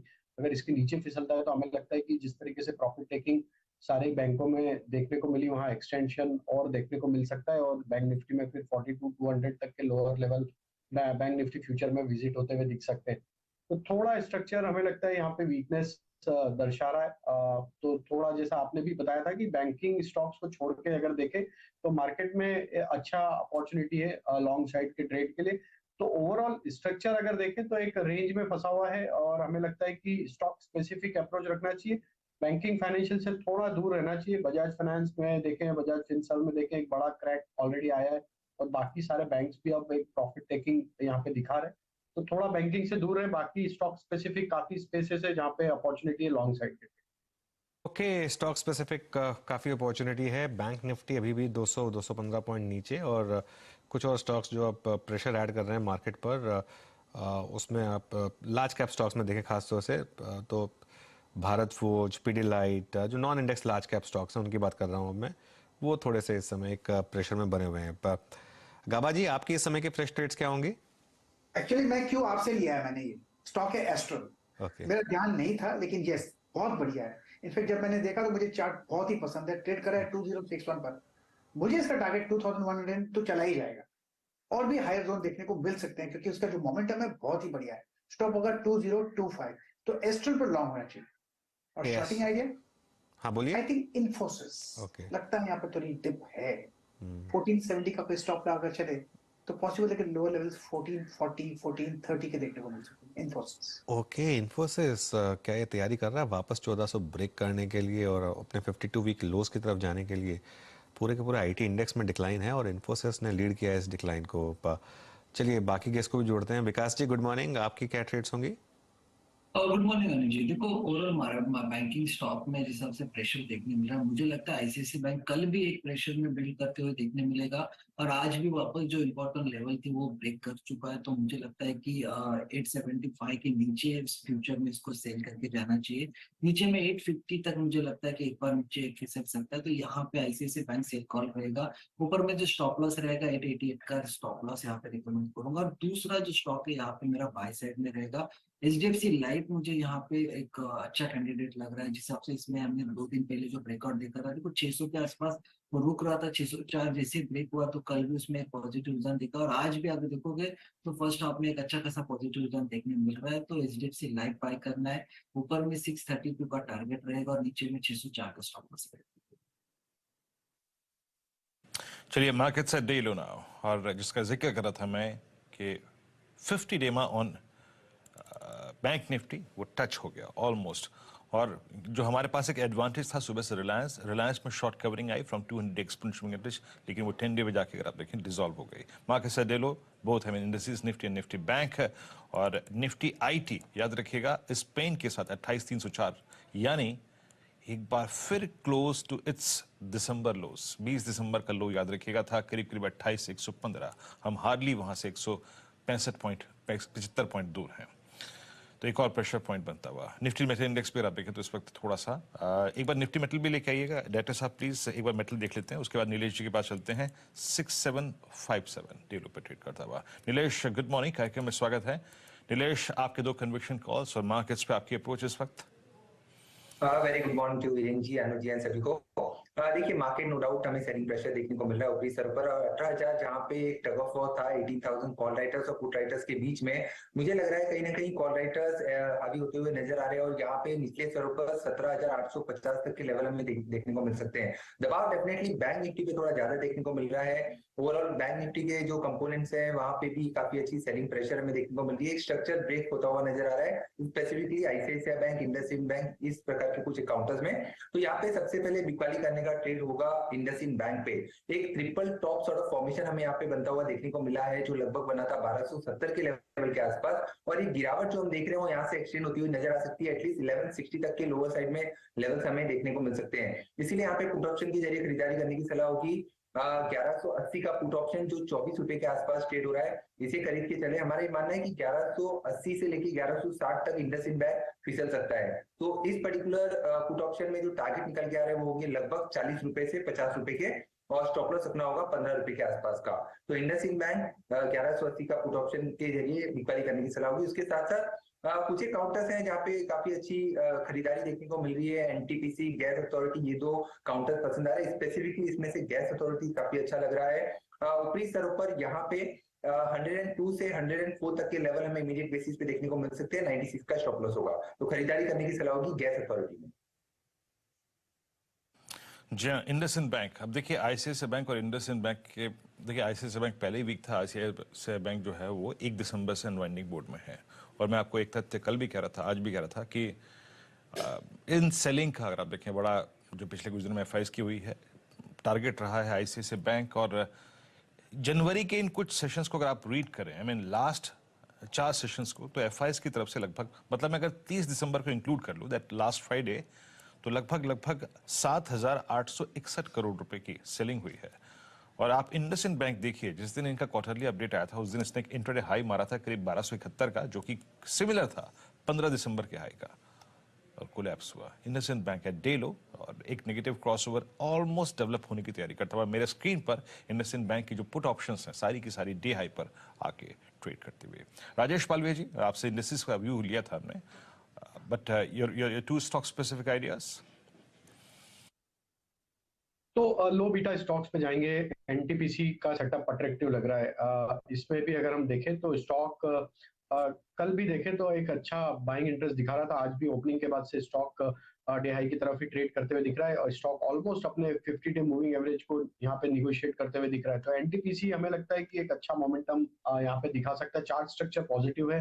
नियर टर्म सेटअप पे ऑलरेडी ब्रेकआउट यहाँ पे डेली चार्ट पे देखने को मिला है। तो एनटीपीसी में हम एक्सपेक्ट कर रहे हैं फ्यूचर के टारगेट 178 से लेके 179 तक के, स्टॉप लॉस रखेंगे करीब यहाँ पे 166 के आसपास। दूसरा स्टॉक जो बाय करना है वो फर्टिलाइजर स्पेस से और वो चंबल।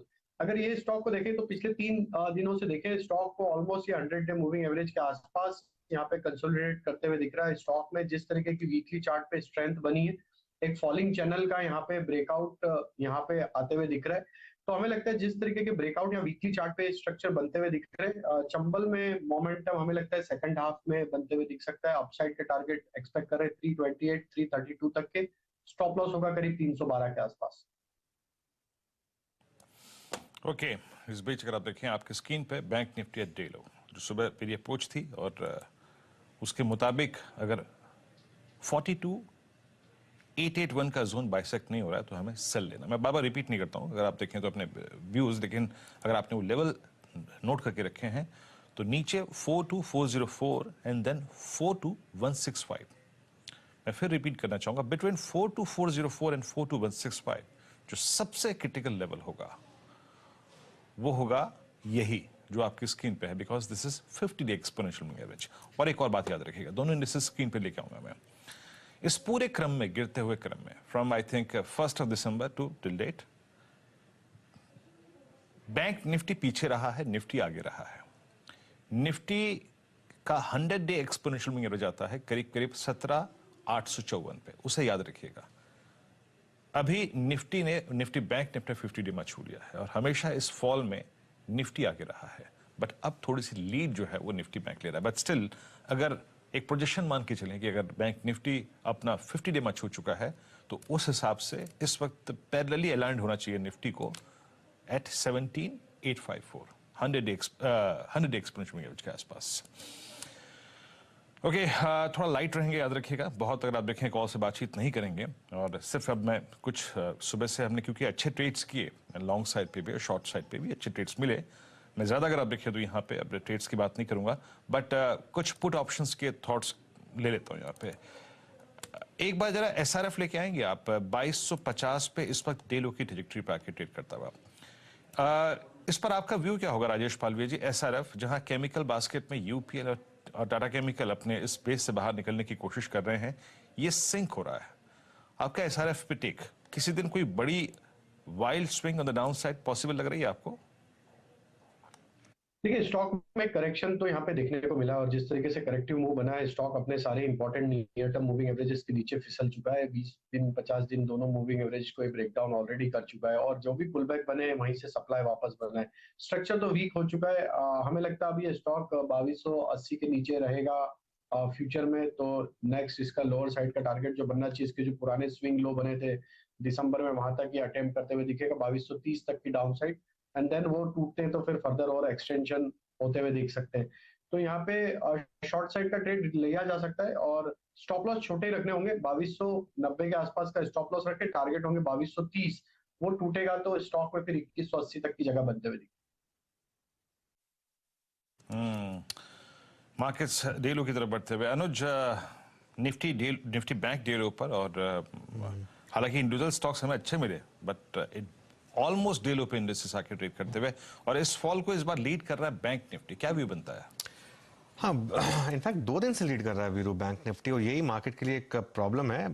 एक जैसे मैं कहता हूँ ना, डूबते हुए तिनके का सहारा, वो अगर आप उस टाइप की बात अगर एक पकड़ना चाहें तो उसमें ये कह सकते हैं कि कल का जो लो था 42,298 और आज अभी तक लो है 42,301 का। तो अभी तक कल का लो हम नहीं तोड़ रहे हैं, लेकिन हाँ देखिए क्लियरली इंडेक्स का स्ट्रक्चर तो काफी वीक बन गया और अब इस समय ये 50 डे मूविंग एवरेज के भी नीचे है 42,647, उसके नीचे है वो जो 42,500 की कॉल की बात हुई थी उसके भी नीचे है। एक बार इसका स्लाइटली लॉन्गर टर्म चार्ट लेकर आइए बैंक निफ्टी का, और उसमें एक बहुत इंटरेस्टिंग चीज जो दिसंबर में हुई थई उससे रिलेटेड मैं एक बात करने की कोशिश कर रहा हूँ। जो दिसंबर में एक लो बना था बैंक निफ्टी का, वो था 42,630 का, सॉरी 41,668 का।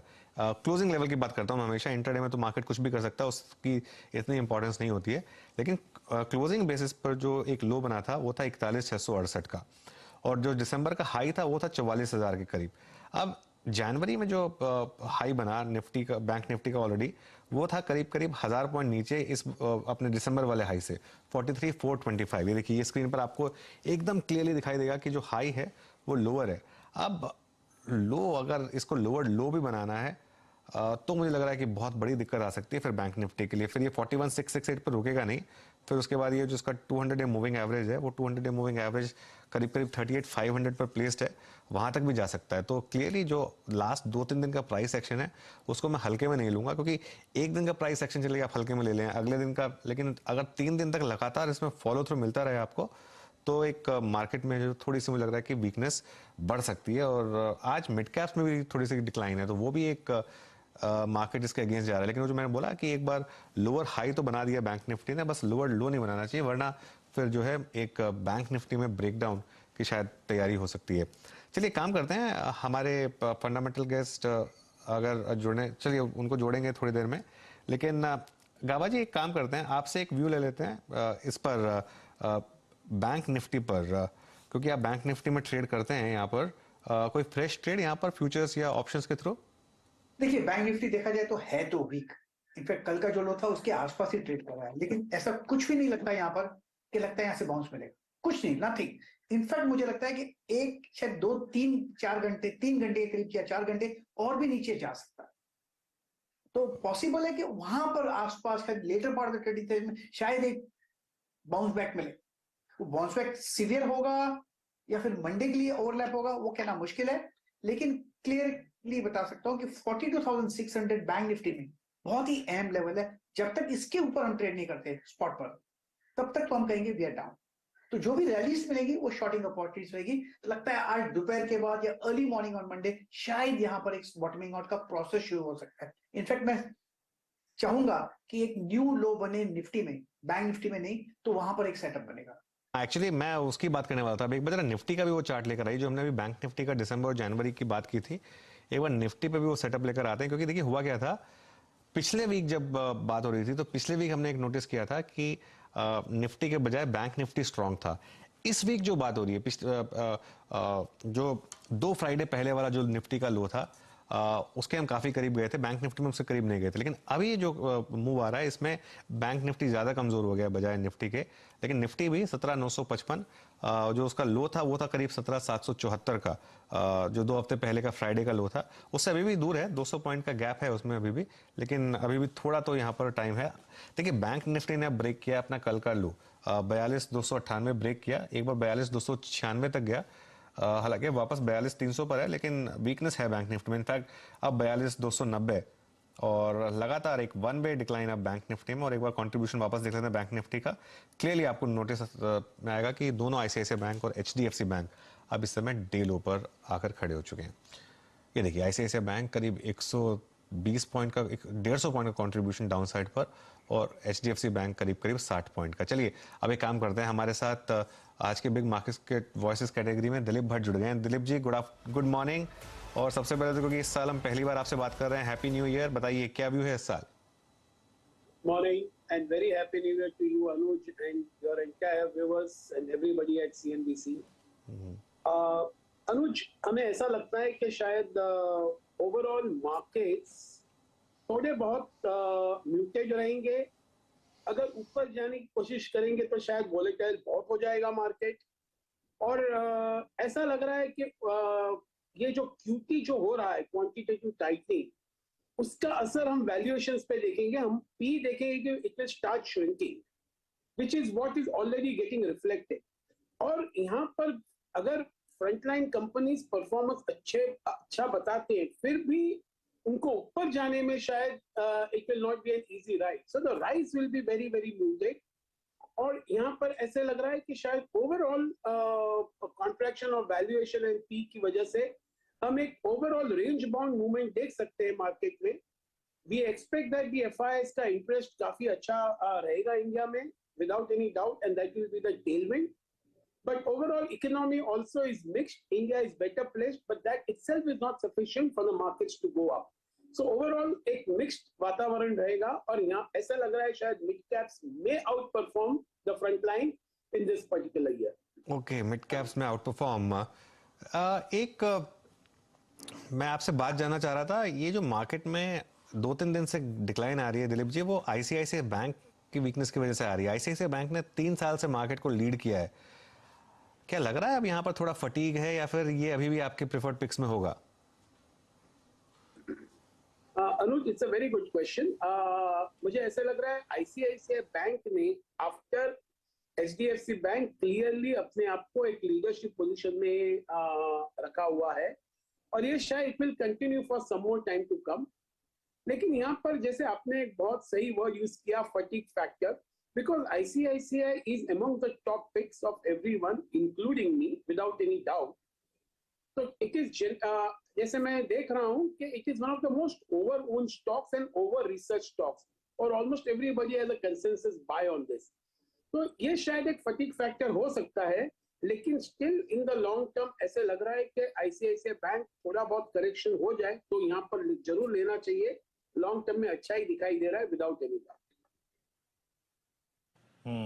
पर दिलीप सर नमस्कार, वीरेंद्र बोल रहा हूँ सर, और आपसे ये पूछना चाहूंगा कि हमेशा बाजार में एक strong swing on the higher side FIs के पार्टिसिपेशन के बिना नहीं आता, उसके बिना जुझारूपन होता है, मार्केट स्ट्रगल करता है थोड़ा सा। सर ये आप समझ लीजिएगा कि जब हमने 30 नवंबर को एक हाई लगाया था, उस दिन के बाद से एफआईएस की सेलिंग कंटिन्यू है। लगभग 1 दिसंबर से लेकर आज तक मेरे पास जो आंकड़े हैं उसके मुताबिक 19,600 करोड़ रुपए की उनकी कैश की सेलिंग है।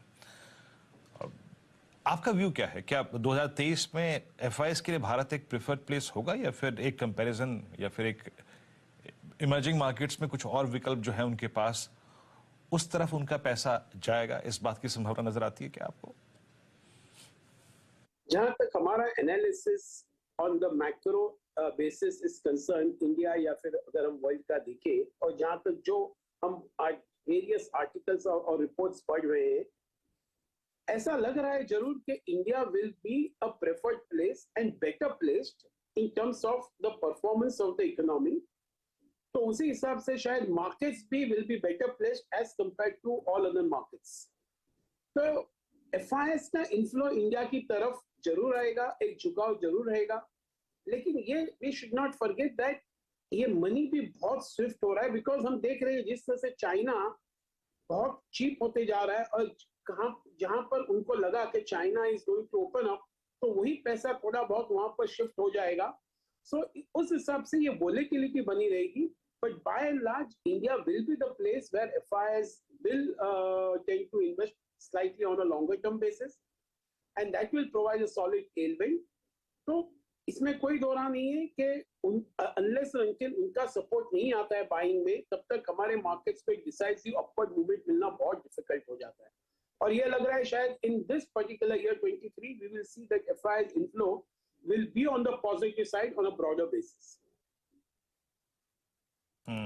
अच्छा, जब सर अब इस गुफ्तगू में हमारी चाइना का जिक्र हो ही गया और उनके खुलते हुए बाजारों का जिक्र हो ही गया, तो भारतीय बाजारों ने पिछले 20 दिन में इसका एडवांटेज क्लियरली मेटल्स को दिया है। सर मेटल्स पे आपका टेक क्या है इस वक्त? मैं आपसे जब बातचीत कर रहा हूं तो इस वक्त हिंदुस्तान कॉपर, हिंडाल्को, नाल्को सब डे हाई की ट्रैजेक्टरी में आके ट्रेड कर रहे हैं। मेटल्स पे आपका टेक क्या है इस संदर्भ में?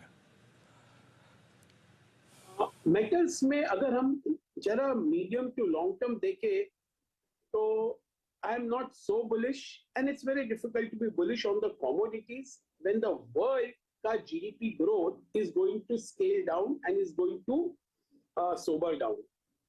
और हम अगर चाइना का देखेंगे, चाइना जिस तरह से खुल रहा है तो उसमें एक मोमेंटम आ सकता है, एक टेम्पररी स्पाइक आ सकता है, पर जहां तक मेरा मानना है मुझे लगता है शायद, और अगेंस्ट और एक बात हम नहीं भूलना चाहिए, ये क्वांटिटेटिव टाइटनिंग जो हो रहा है उसका भी इम्पैक्ट सभी कमोडिटीज पे आएगा, including commodities plus stock market सब में आ जाएगा।